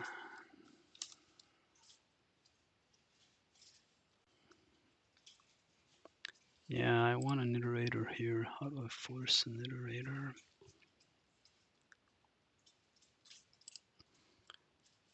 Does it force if I do this? No. How about vector of post iterator?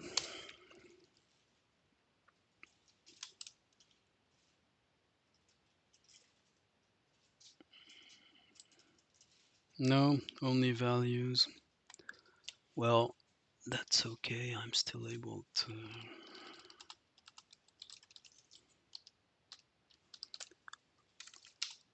write an old style loop.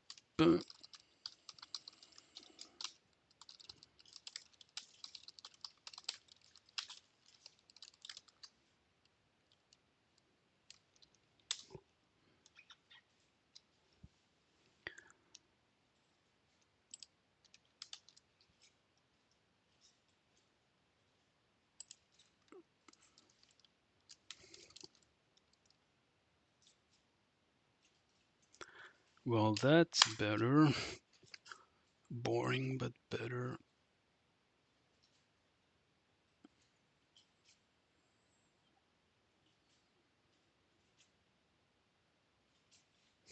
Okay, it's solved. Logs out. Now I am gonna want to remove those. So here there are too many temporary variables. Is it not possible to get rid of as many of them as possible? I do want to keep this one around, so I'm going to keep the position, but there's no reason. Well, actually there kind of is, but I'm going to bet it's going to work. I would kind of want to check whether this is defined behavior. This is only valid if I'm guaranteed this one's called before this one. And this is C++, so you can never be sure. Can I look up like sequencing here?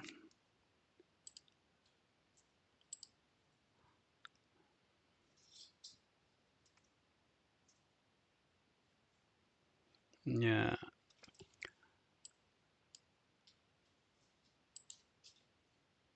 Unspecified. Except if I'm lucky and it's in the parts. Right now I'm in an initializer list.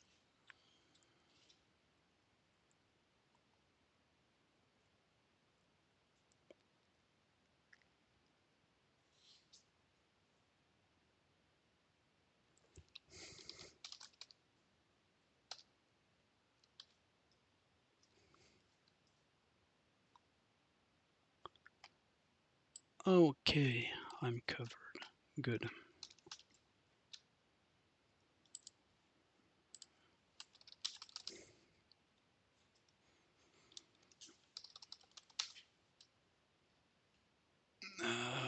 This is an unused variable. So do all of it, and here I'm reading to a string that I'm not storing anywhere. And this disturbs me because I do not like to have useless arguments. Could I get rid of that? There's the IO streams library.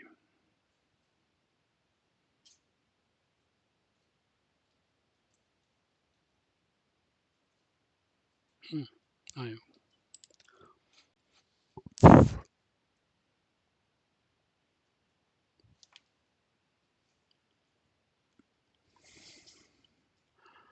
So what happens if you read from an iStream?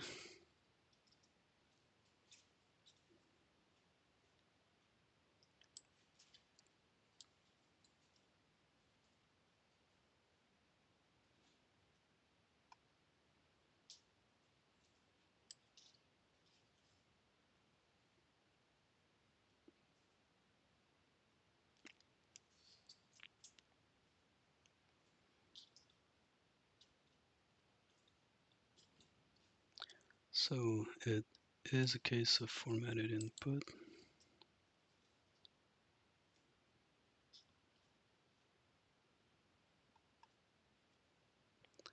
It's defined for quite a lot of those thingies.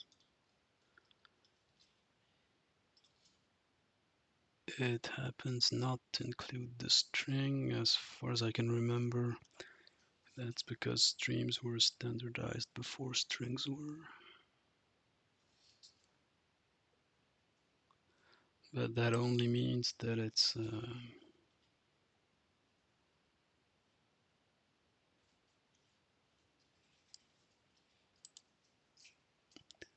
defined somewhere else. Yeah, here they are.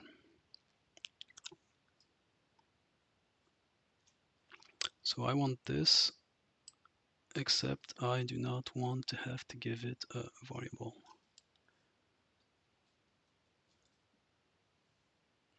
So is that possible?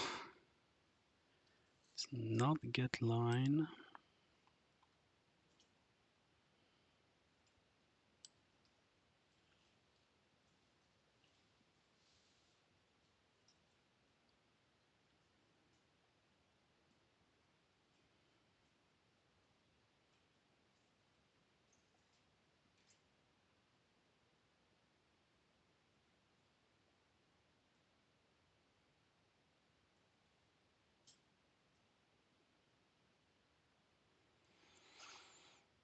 No, I'm not lucky tonight. Nope, nope. None of that.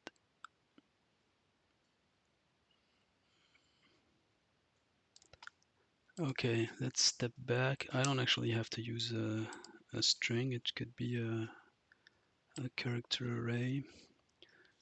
Those are defined here, I think. Or at least they ought to be.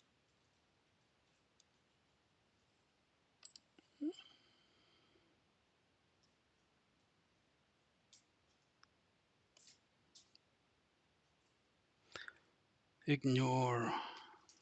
That's a way to get around it.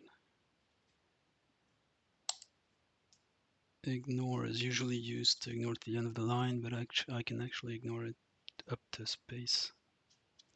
So I'm gonna do that. Don't read a string. Ignore up to space. That's better. So does it still work? Nope.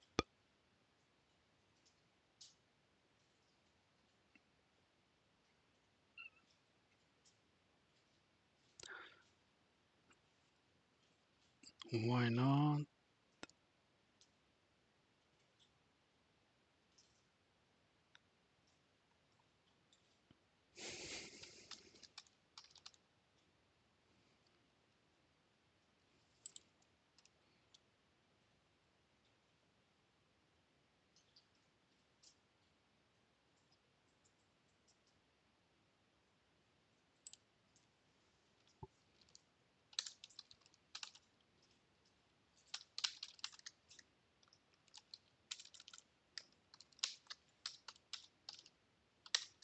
That works.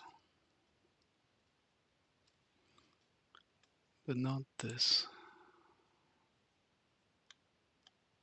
This is unsatisfying. Why?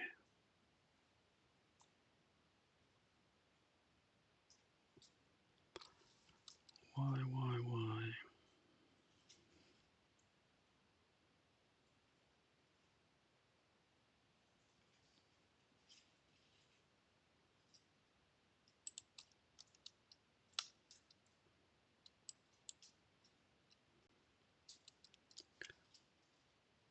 We are at the beginning of a line.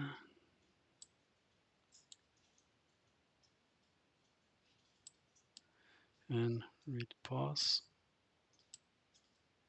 puts us back to the beginning of a line. Why would that not be an acceptable weight? Skip to here.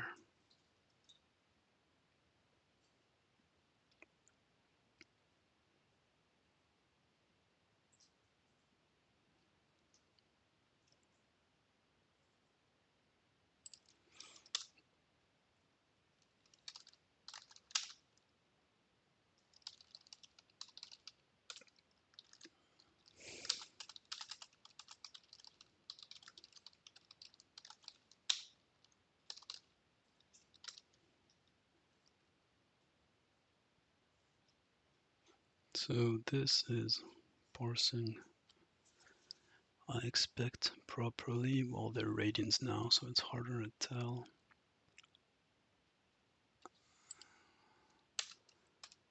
And why would this not work? Completely different values. So I'm not using it properly. What's the count?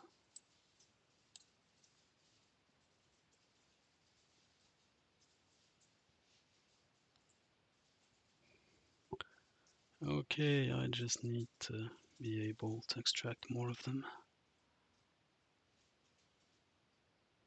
And you'd think it'd give me a warning.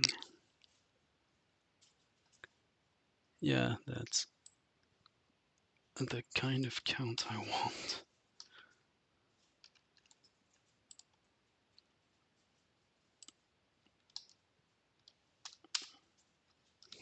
Better. Much better.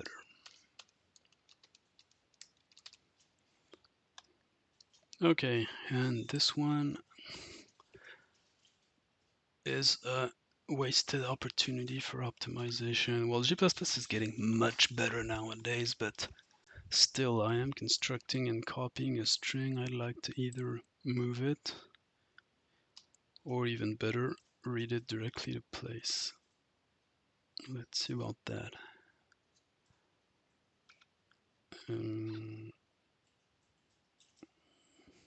Wait, I don't care.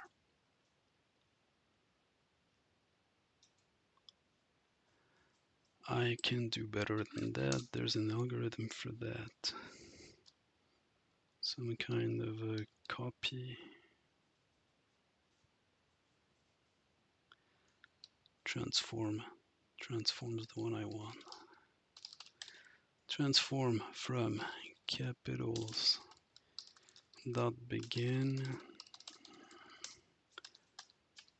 to back inserter of greetings.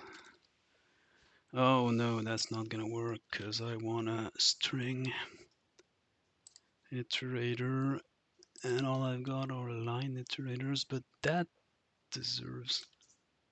No, string definitely won't work, but possibly there could be a specific one.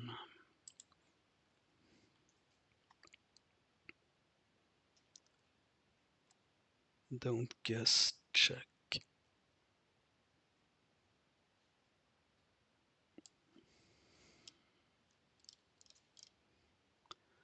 Those exist, but they're not line-based iterators. That's too bad. Isn't there an adapter? Well, maybe here.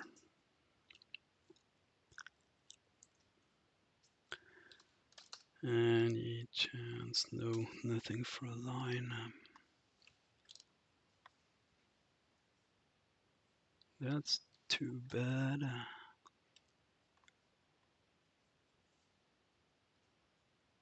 Could have been pretty interesting.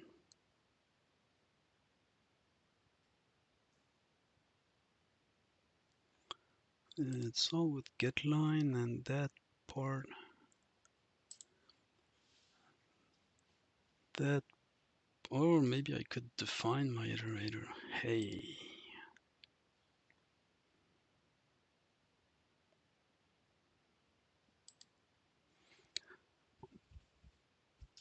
Oh, deprecated.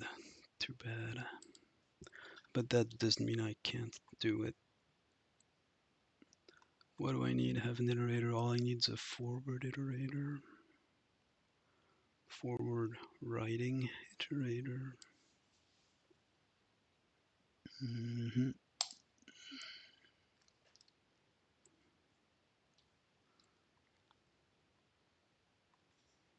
Yep, that's the kind of thing I want.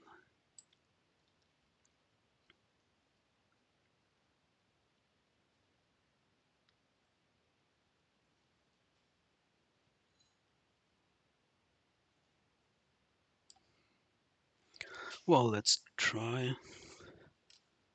We can do that kind of thing.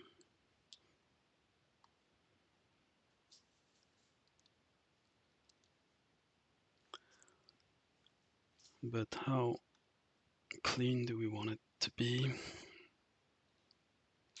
We'll see. So all we need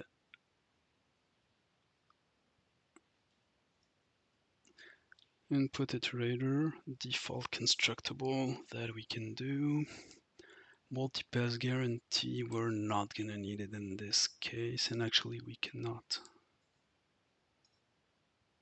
Oh, it's only the objects, yes, so that's good, and we're gonna need our buffer. That's okay. The string library optimizes this anyway. So in my dreams, what I want to do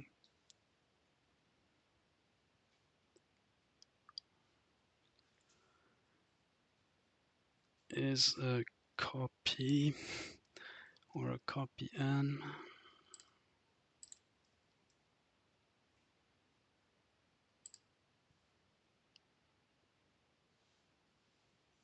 Well, actually, no need to do so complex stuff. I can just read a line here.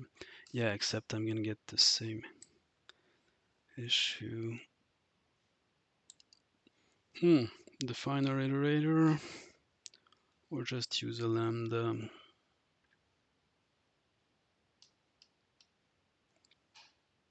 Let's define an iterator.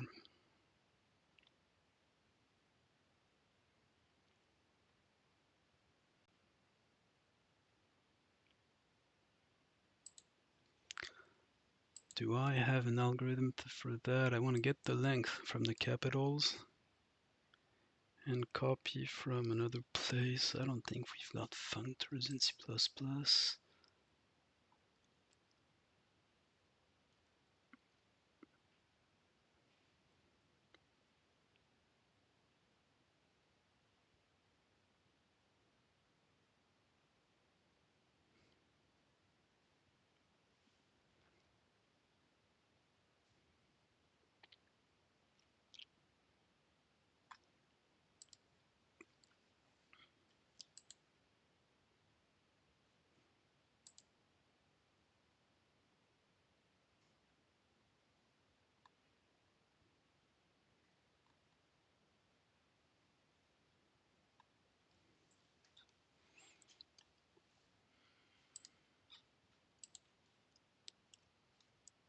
Yeah, that's two complications in one, but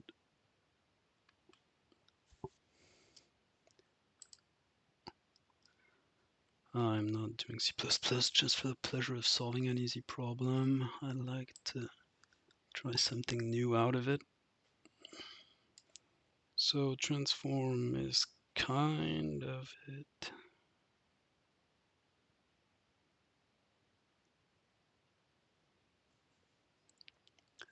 Except when it isn't.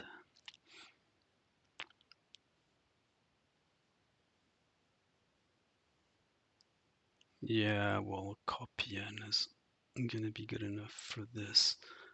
So let's avoid part of the problem by copying size of capitals from my cin line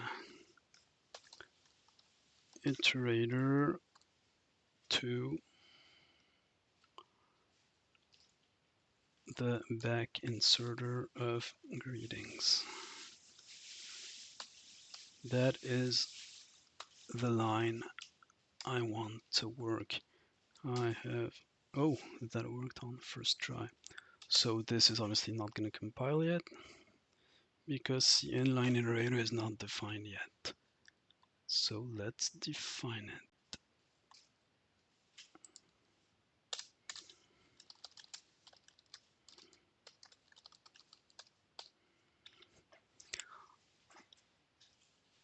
So requirements, it has to be default constructible, but I'm still gonna have some data inside. It's gonna have a pointer or at least a value to the current string. So I'm gonna need a boolean of whether or not this one has been read yet. So like of a present flag, that's false. And that's the default initializer, so I'm fine with that. I don't need to do anything. This could really be a class. So constructor is already good as far as I can tell, except if I need to make it public. I never remember, but the compiler will complain if it's wrong. What I need now is a dereferencing operator. What is its type supposed to be? A reference. A reference to the type of thing I'm reading. I'm gonna make it a constant iterator, constant with side effects. That's kind of laughable. Well, what wouldn't make sense? It would return that sort of thing. I'm gonna define it later on.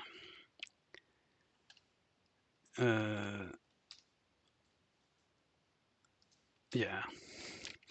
And I need a plus plus.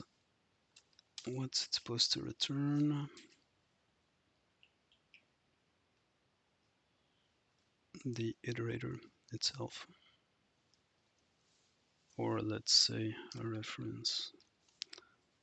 So that would be a cin line iterator.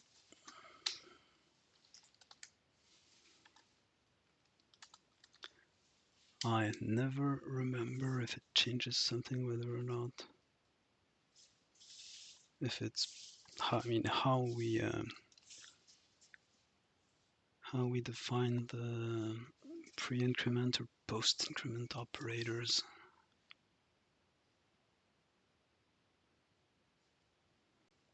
I'm gonna assume it's pre-increment anyway.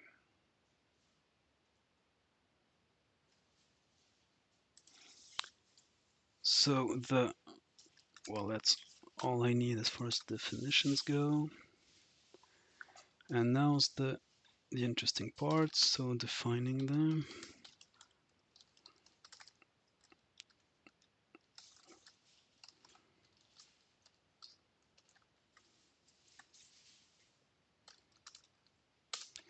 So this returns the string, but the string's gotta be there. So if it's not there, we're gonna need to read it.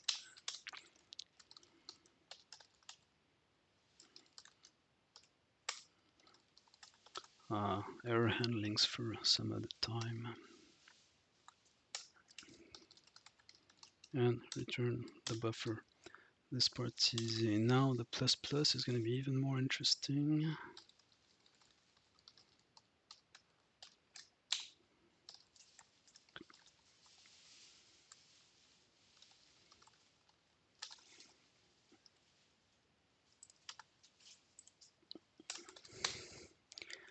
Because the easy thing to do would be to say, we don't have one anymore, except if we do this, we might forget to read one even if we were going to discard it. So if we don't have anything, we're going to have to read one.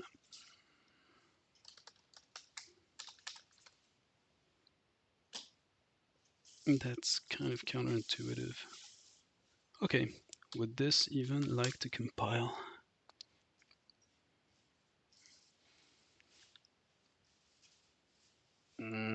Yeah, it's a type, default constructed. Ooh. So what's this one? Who doesn't love C++ template error messages?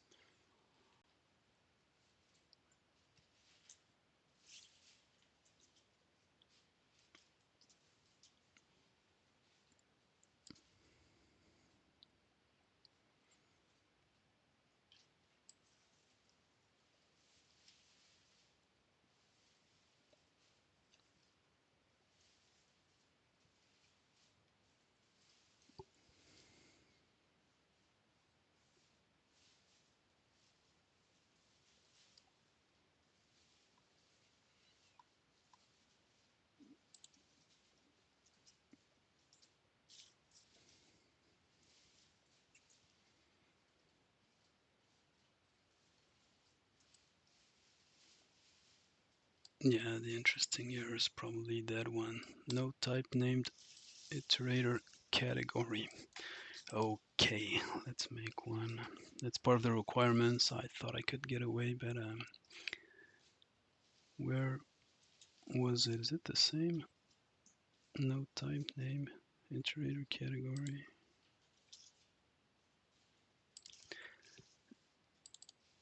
It's not even in the one I'm looking for. It's in iterator traits, and that's the one I didn't define.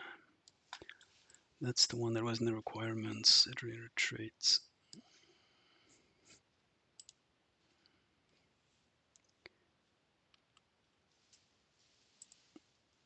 So this one, what's the proper way to define it?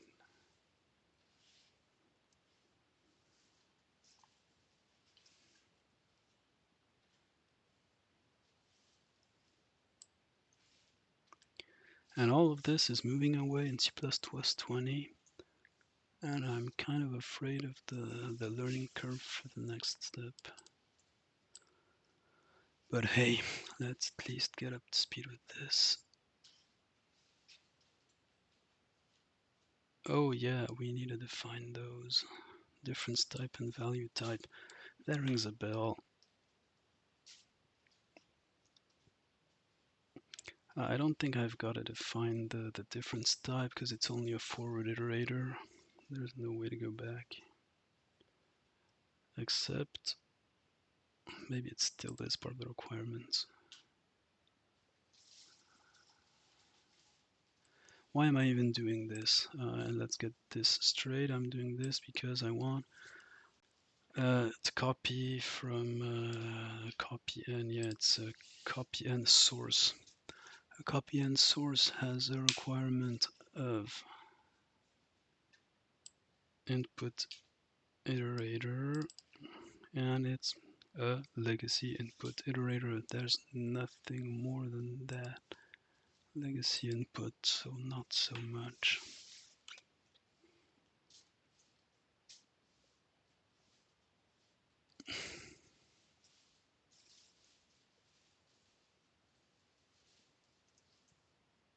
So iterator and equality comparable. In my case, I'm only ever going to have one, so they're all going to be equal. Provided, yeah, they're all going to be equal.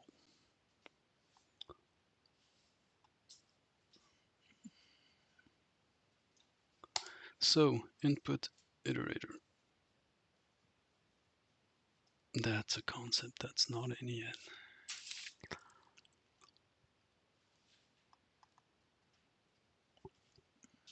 Legacy iterator.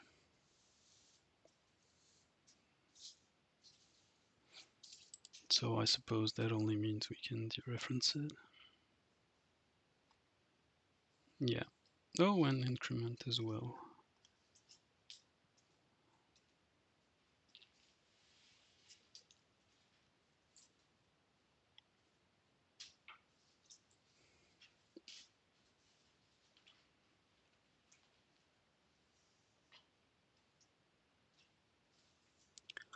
So all of those are good. And we also want swappable. Yeah, none of this should be a problem. And iterator traits for it. So yeah, we're back to iterator traits.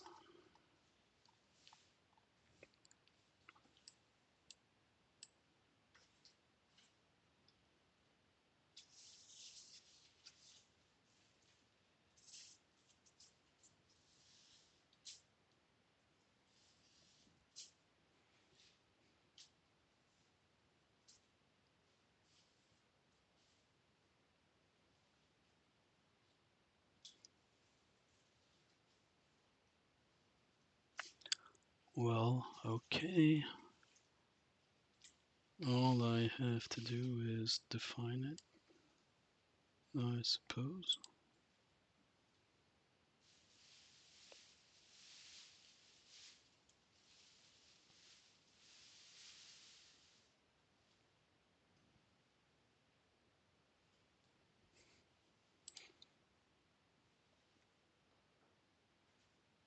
So it's missing an iterator category.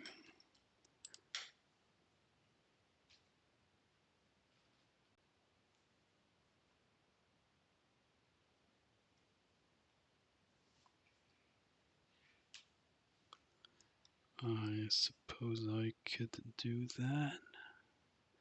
Do I need to define all of it?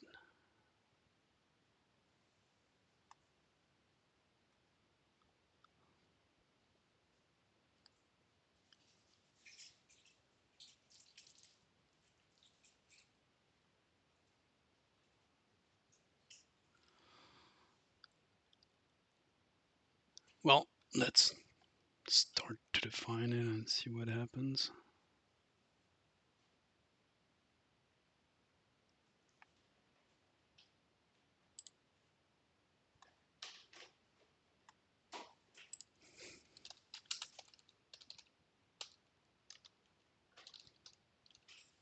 So it's a template.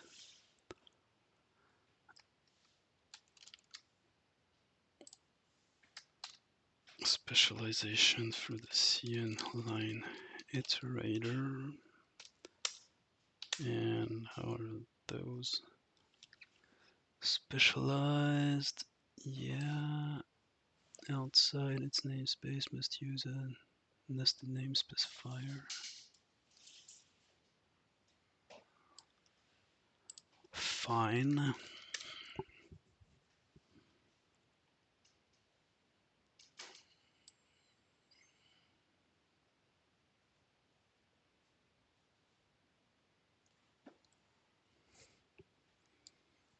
So we're still at we have no iterator category. Could we just add one and be done with it? So we need to define, what is it? It's a type def. Type, iterator category type. Yeah, which are there?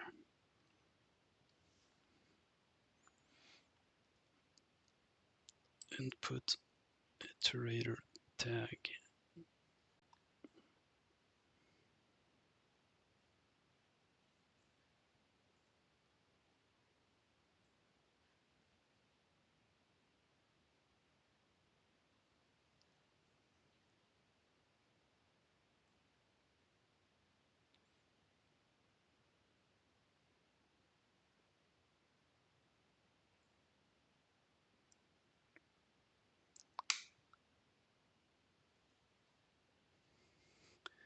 Has to be a type, not a... So let's make it a type. What I want is just the input iterator for now.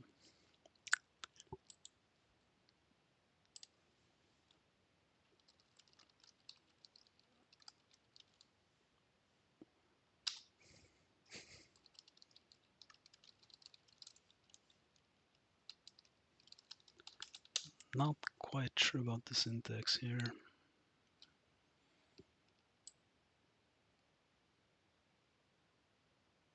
And why long and signed in time?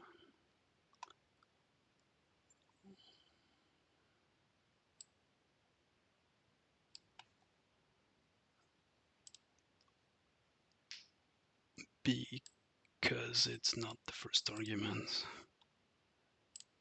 Well, that's easy to fix.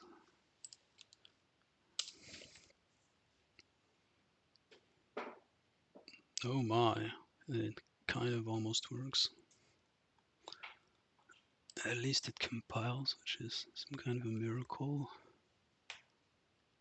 Did I really need to define this thing here? Kind of. Okay, let's keep it then.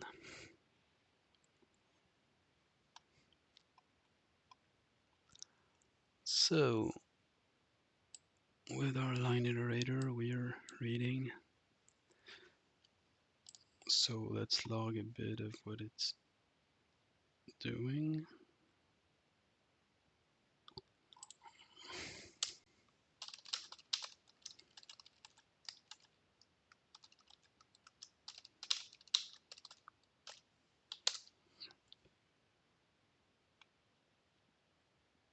It's been reading too much.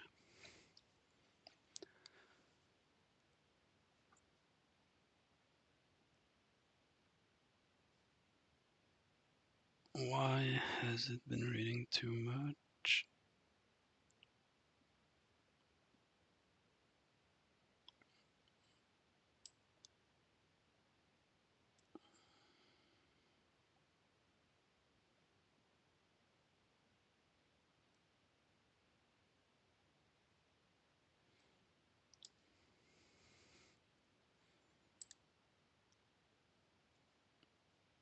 And that's the kind of time where I peek at the current definition for the actual iStream iterator. And actually, why not? I've probably got an stdlib around here. std what? No, algorithm, not here. G++, P.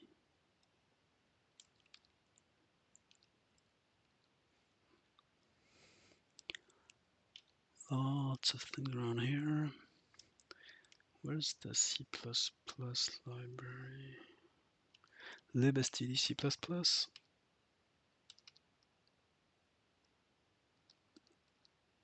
Oh, come on. Where is that thing? lib.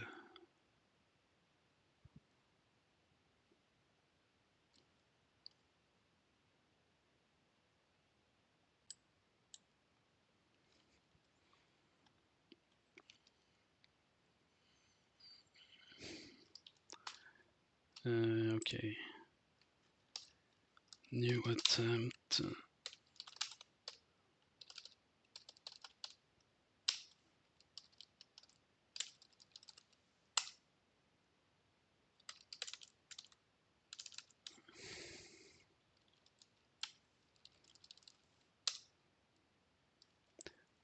C++, yeah, of course, why not?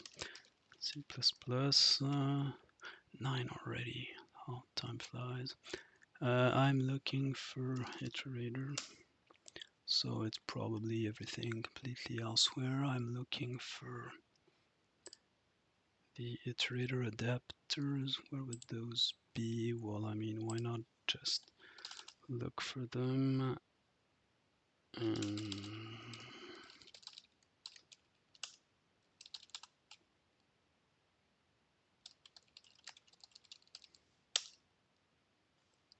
Stream iterator, here we go. Nope, bits. So how's that one defined? Namespace, template, class, iStream iterator, that's the one. Oh, this one's allowed to derive from iterator? I thought that was deprecated. That would make things a bit easier, wouldn't it? Back to iterators.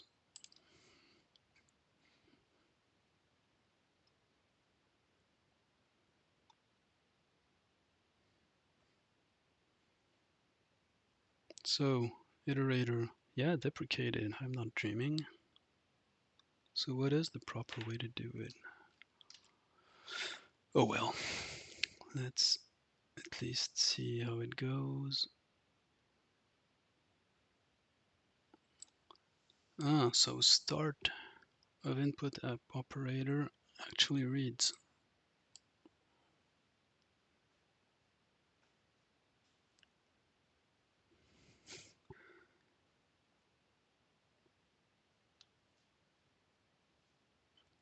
Dereferencing doesn't do anything and it reads upon incrementing.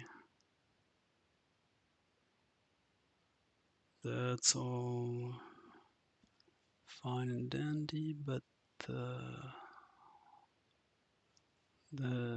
kind of rings wrong. Let's check.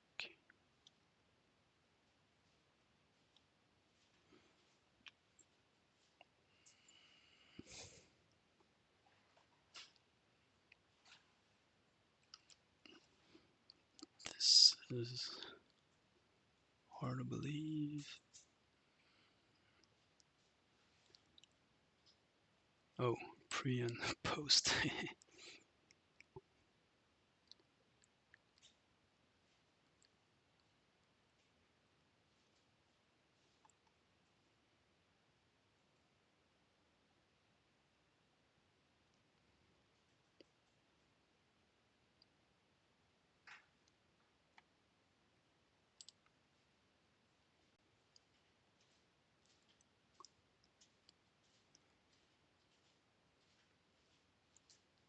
So let's have a read operation.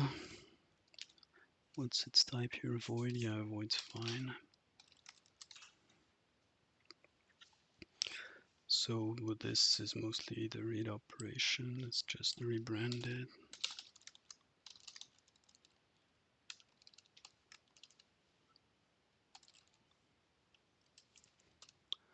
We are not going to keep that present concept.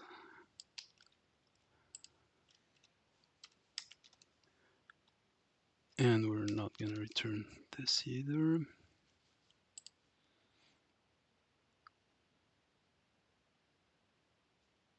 And now operator star is going to return a string, yeah. Or yeah, const string ref.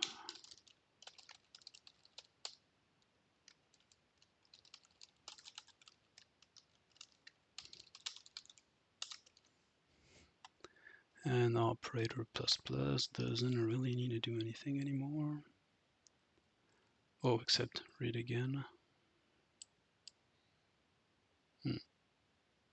Oh, I did forget to return the operator. That was a mistake from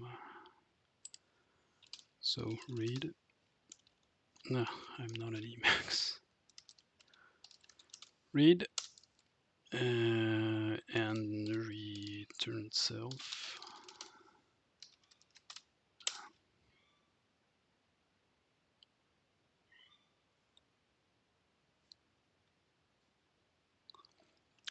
So now I'm not reading enough.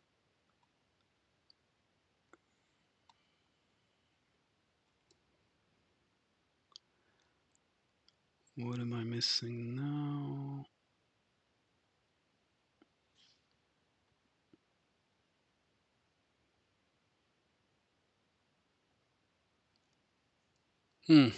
Now's the correct time for a break. So let's just stay on this very nice page that's going to remind me what I'm supposed to do.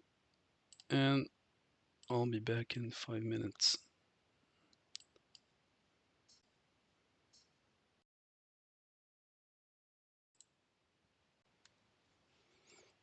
Okay, now where was I? Iterator tag, yeah, still trying to get why we used to be reading too much and now we're not reading enough, so we don't need this boolean anymore. And we will compare it with what my current version of the STL does. So it's completely got some kind of I don't need that. TP is the buffer and bool okay I am not handling because come on. This is not for professional production work.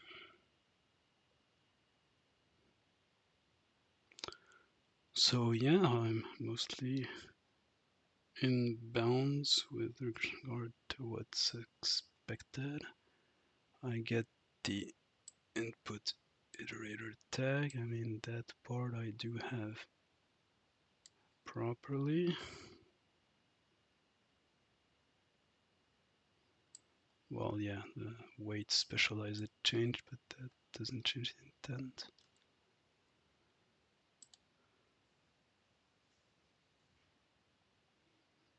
Hmm.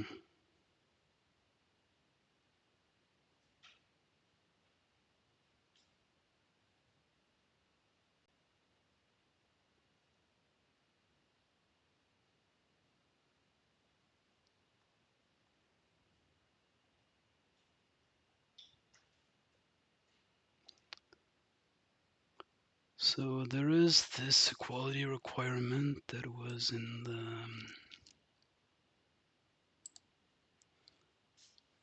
trait, no, in the here.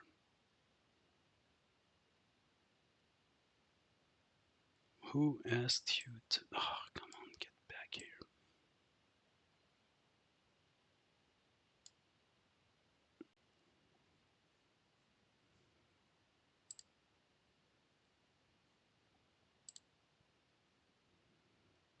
Where was I?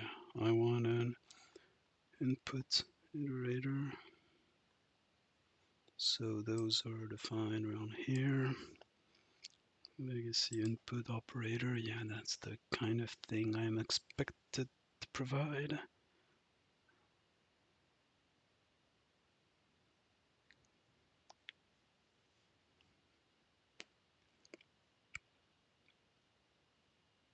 Woohoo, wake up.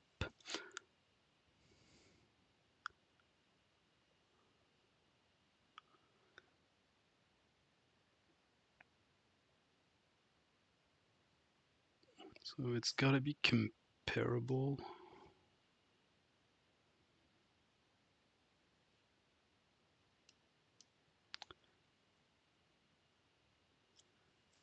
And I'm not quite sure how to do that, so let's check how the STL does that for the current types.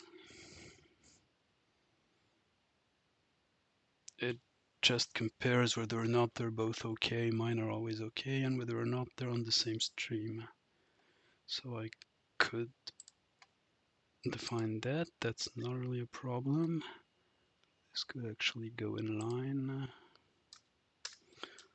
So this is bool operator equal taking const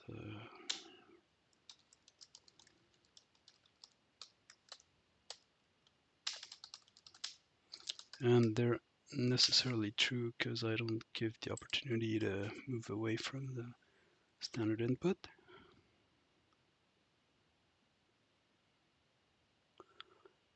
What else?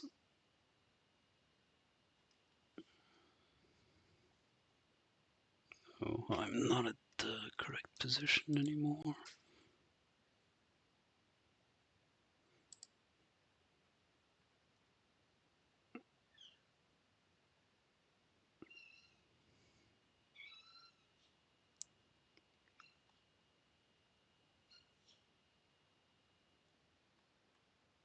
So we want to have a reference that gives us our value, and I think we did implement that. Operator returns value convertible to value type. Yes, it is. What's M?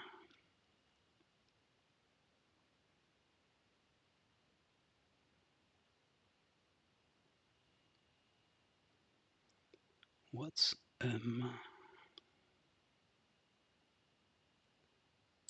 This one I'm gonna have to check. The increment I did. This is part of the same. This is all.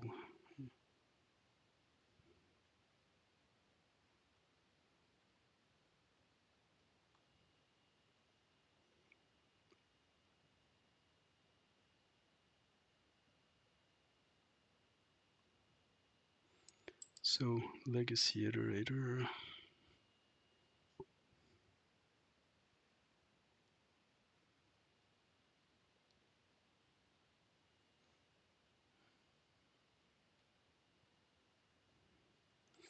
So it's copy constructible, it's copy assignable, it's destructible, its L values are swappable. I'm gonna need to check that one, but I do not see why not. And its traits has member. Those I do not necessarily have, though it is a template class. That's the part that's a bit mysterious from reading CPP reference.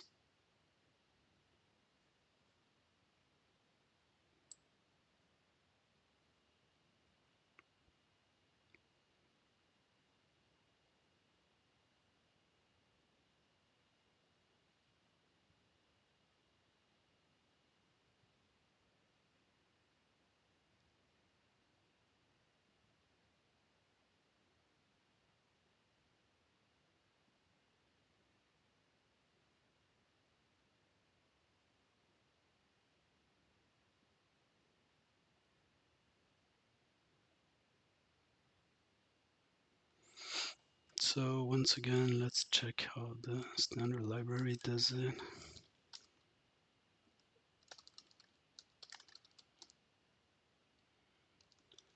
Not here.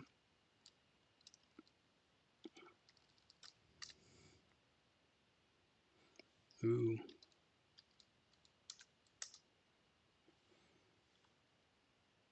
Whoa, whoa, whoa. Calm down. That's too many.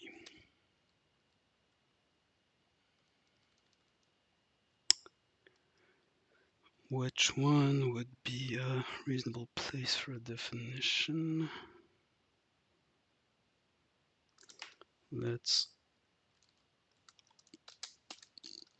look for it this way. Hey, not enough now.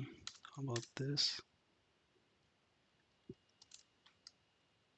Well, okay, this is not gonna be easy.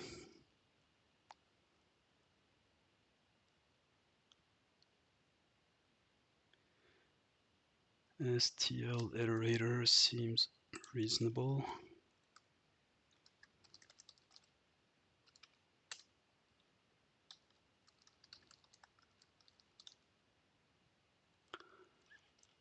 Yeah, well, okay.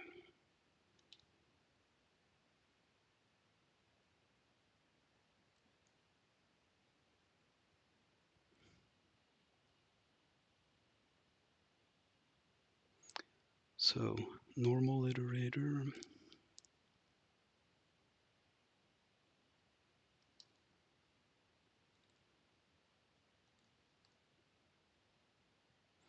Yeah, not here. Where else? Q algorithm, uninitialized, multiset, regex algo list, hash table. Iterator based types. This sounds kind of good too.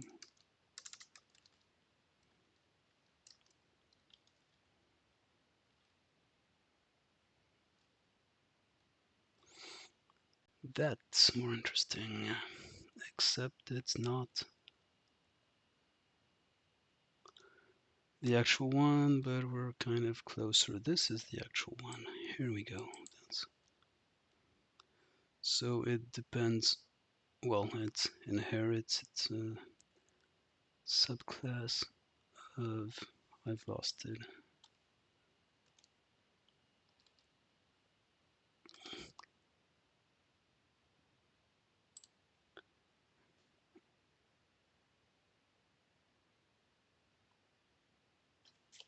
I'm lost. Let's get back to the beginning.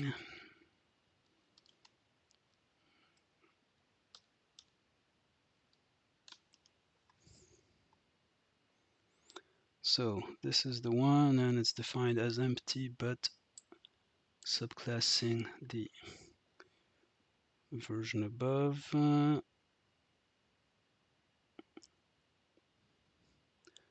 Whose complete definition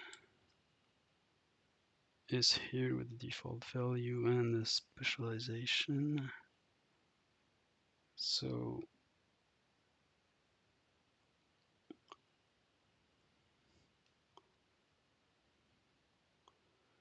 all of those type names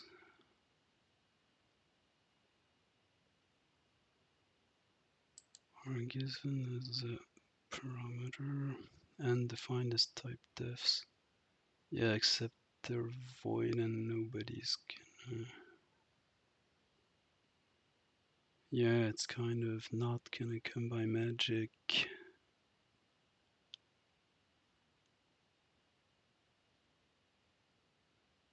Because I'm afraid I don't have a meaningful difference type to propose.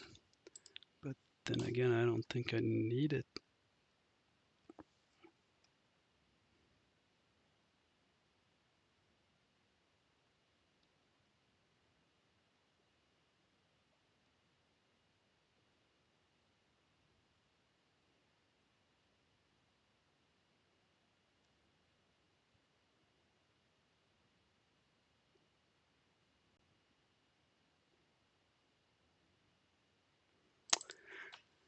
Yeah, which one would I actually need to define? I'm not sure. Which means I'm not sure I actually need to declare it myself. Apart from the tag, yeah, that's the messy part. The tag seems to be required.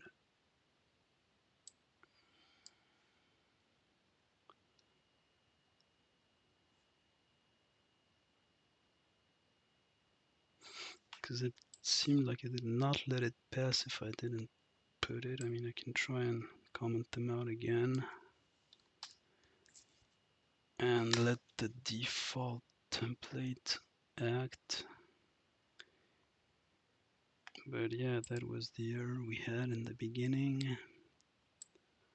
No type named iterator category. So assuming we're in C++ 17, which was what we decided yesterday, this one's not coming by magic, so it appears I really am gonna have to define all of them, since apparently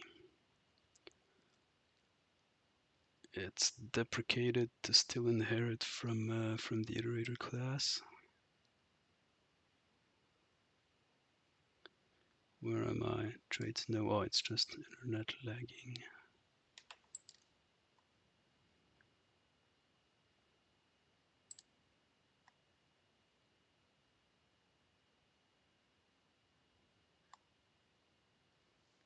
So all of this is C++ 20. Yet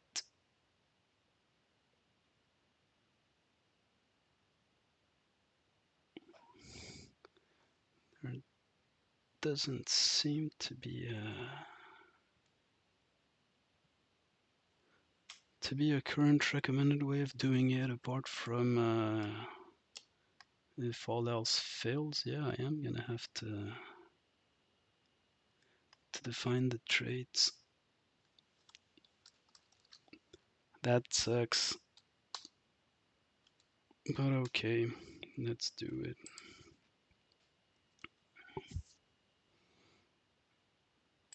Bring it closer and bite the bullet.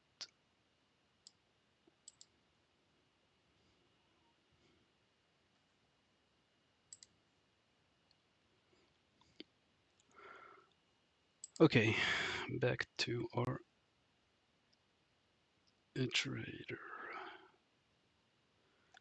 This is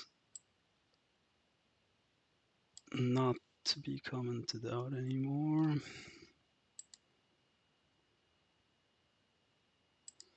And we're going to define all of them. So, difference type. I have no meaningful difference type to give for this. So how about void? That's my Haskell background speaking. It's probably gonna get refused, but who cares? Value type, that one's easy, it's a string. Then pointer to what?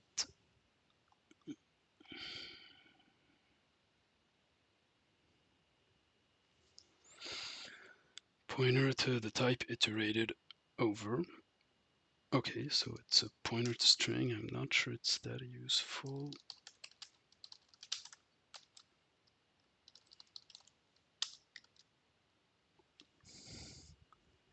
And a reference type. That one's easy.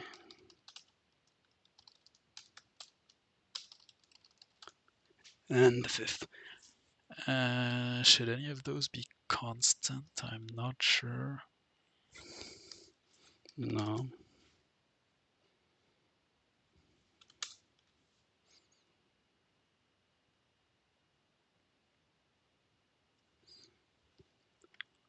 And it's still not good. But on the plus side, the void was good.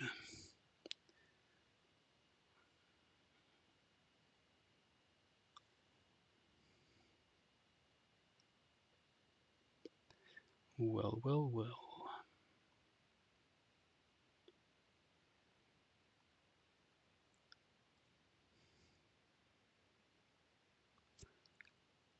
I have a default constructor. I do not have a copy constructor. Could that be the problem? Can't see why. No, I don't have a constructor at all. That's the problem. That's the problem. We got it. New constructor.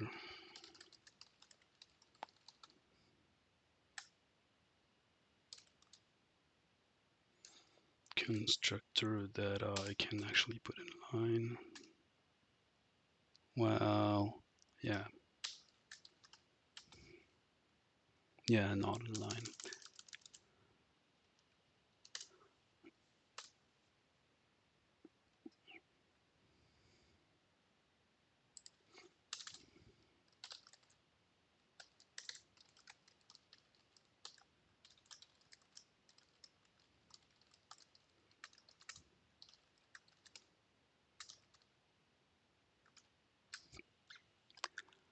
That's much better.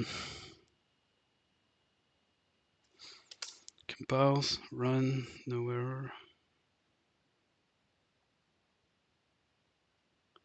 Well, that's a lot better.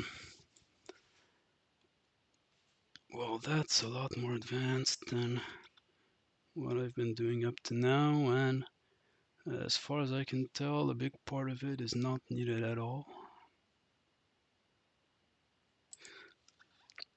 Let's clean up the logs. Yeah, this is not needed.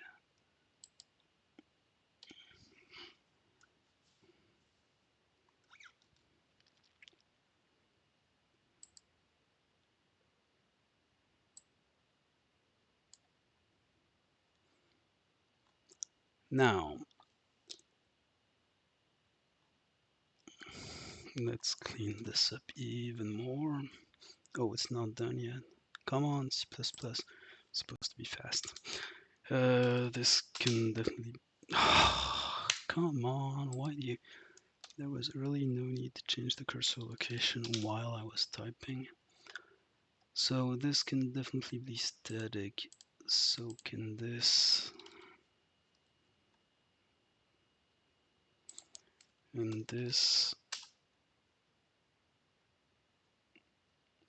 I'd be tempted to think this can as well, but I never remember which of C++ and Java makes the less sense about those, and main cannot be static. This is not necessary anymore,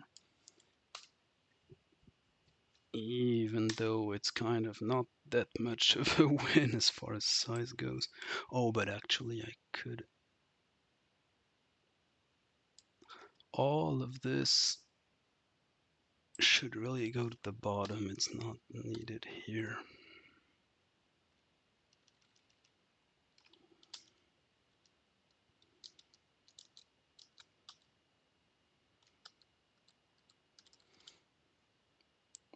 Let's just run one. If it compiles, it works.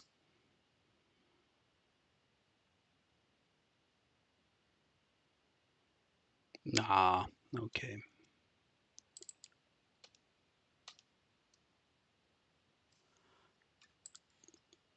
Would you still be okay with me getting it out of the linker scope?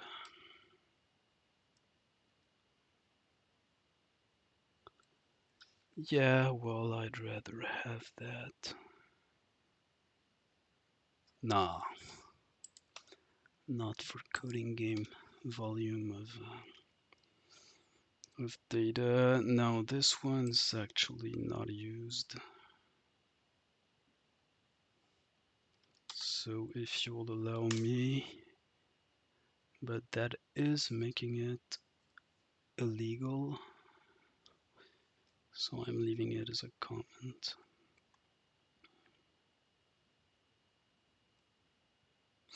Okay, well, that was something. Can we clean this up? Yeah, this is as tedious as ever. This is a proper use of a lambda. There's no doubt about that.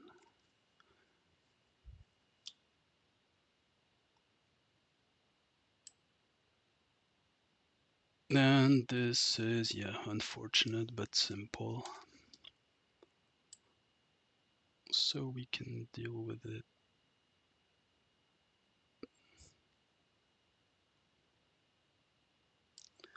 This is getting too wide for my tastes.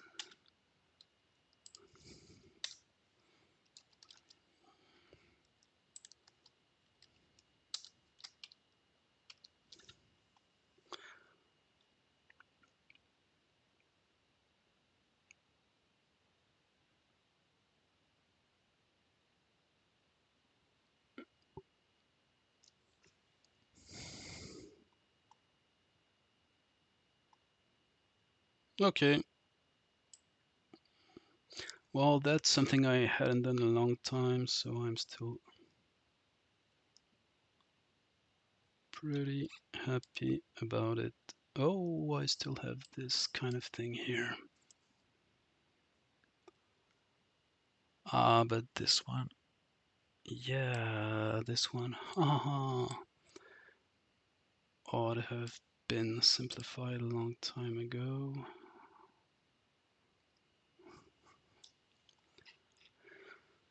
So to make things clear, why I don't like this, it's because I'm using this temporary variable only as a way to get in the string stream.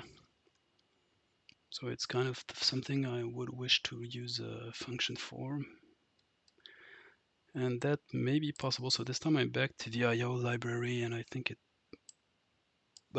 possibly has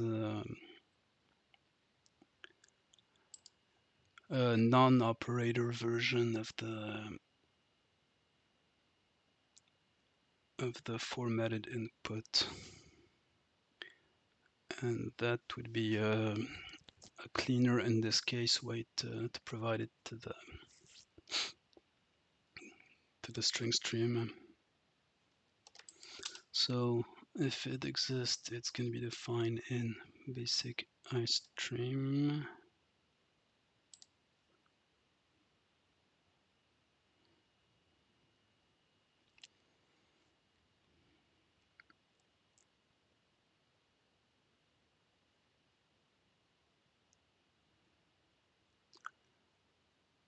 Yeah, I think my internet is much better usually, but I'm usually not streaming.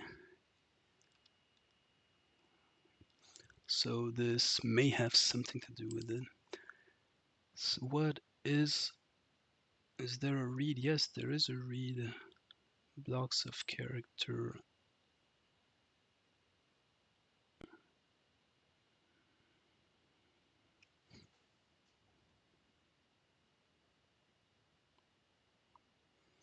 No, this just returns an array of character.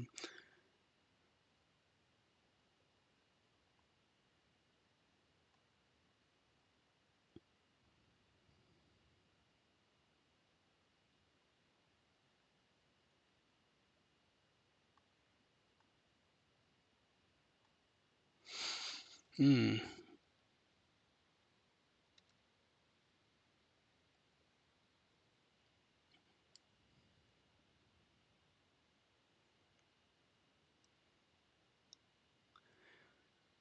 Tie, narrow, widen. No, none of that. State flags, but nobody cares about those on code in game. Extraction is exactly, well, that one's the non-member, but extracts the formatted data. Maybe get, no, the only one for formatted input is this. So if I'm to believe the headings, the answer to that is not possible in the current state of the library.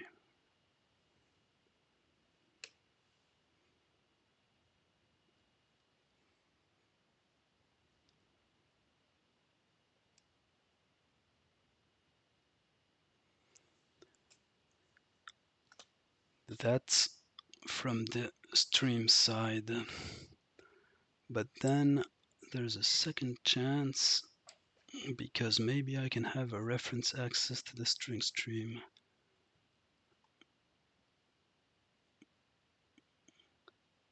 String stream, yup.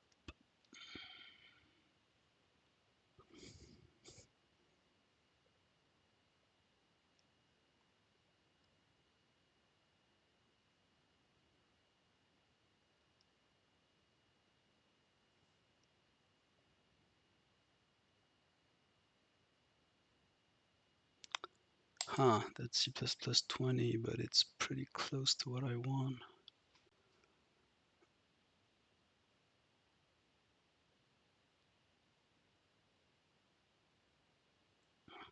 Nah, except it's a string view, which is getting a bit too abstract.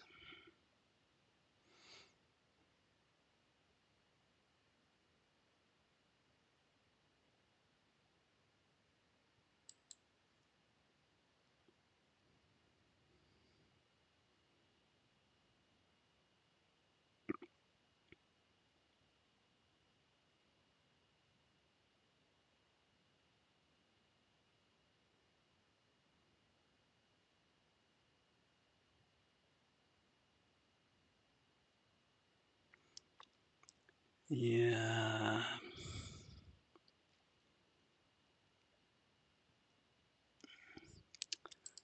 But no. And it's constructed normally from a string.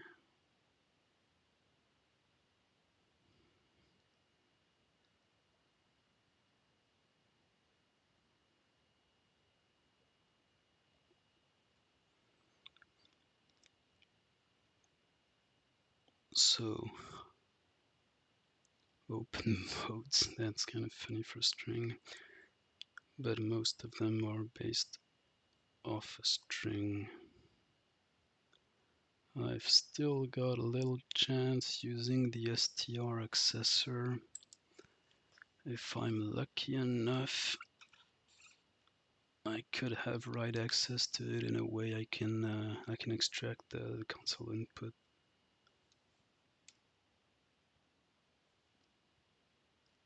I cannot sleep tonight.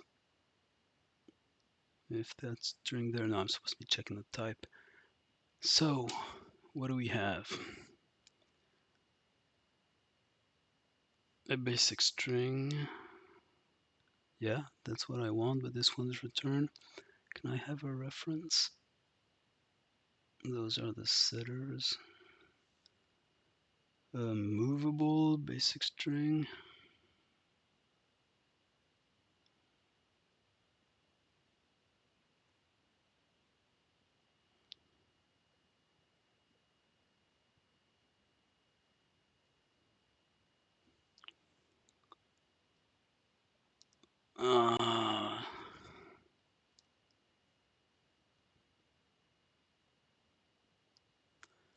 Like, nope. No luck.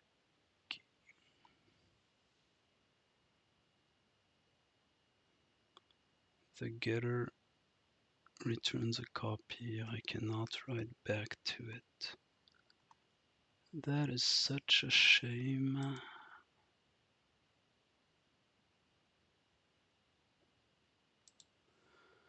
Okay, well, I'm gonna have to live with it.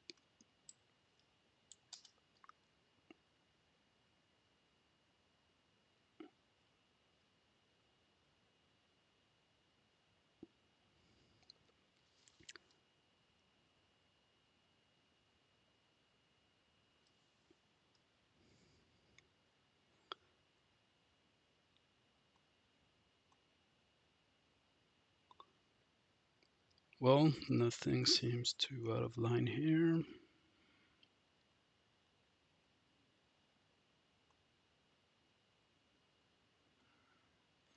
Okay, well, let's submit and be done with it.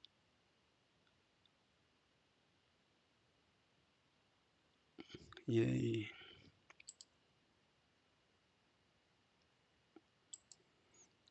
Publish.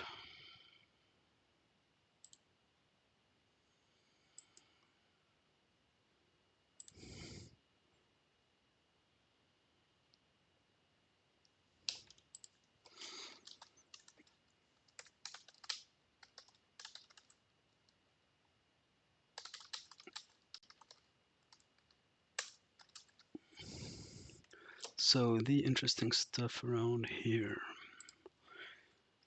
is avoiding too many temporary string creation, copying, and in C++11 there are a lot of great ways to go moving stuff instead of copying it, but using it is a bit too involved for my first week of getting back to C++. What else do we have for interesting stuff around here? Yeah, this one could have been better if I didn't need to ignore the end of the line. So this one's actually interesting, and it's a pity the default is 1 here. So let's call this stream skip to character.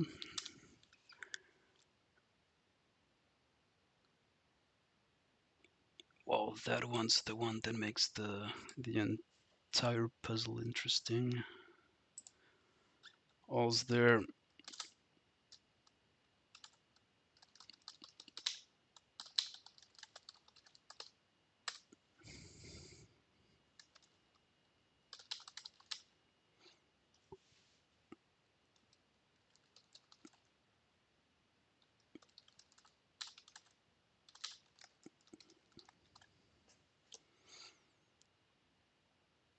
And that's about it. Yeah, well, there's a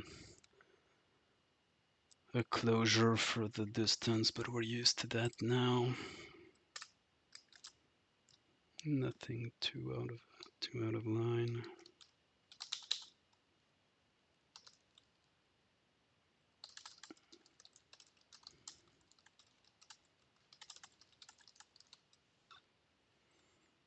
All right. Well, if I don't get any more question activity or whatever from the chat, I'm gonna call it a day and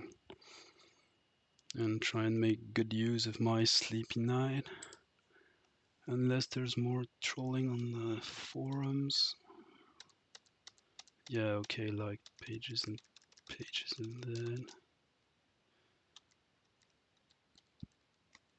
And pages of that there too. I'm not gonna have time for that. Ooh, a rival stream. Maybe some other time. No, except I was later than that. I'm the rival here.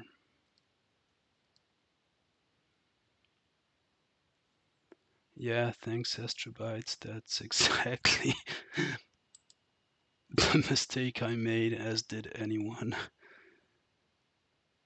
Anytime we get to use that big circle, greater circle length that expects it in radians, it's on a puzzle where it's provided as degrees and nobody reminds us we need to. Well, actually, maybe this one did, but I was too lazy to read the statement yet again.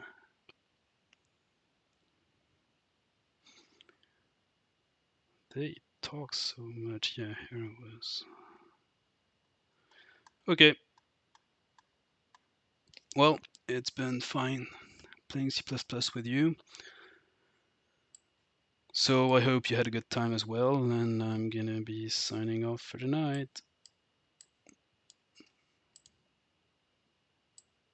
Bye. Bye.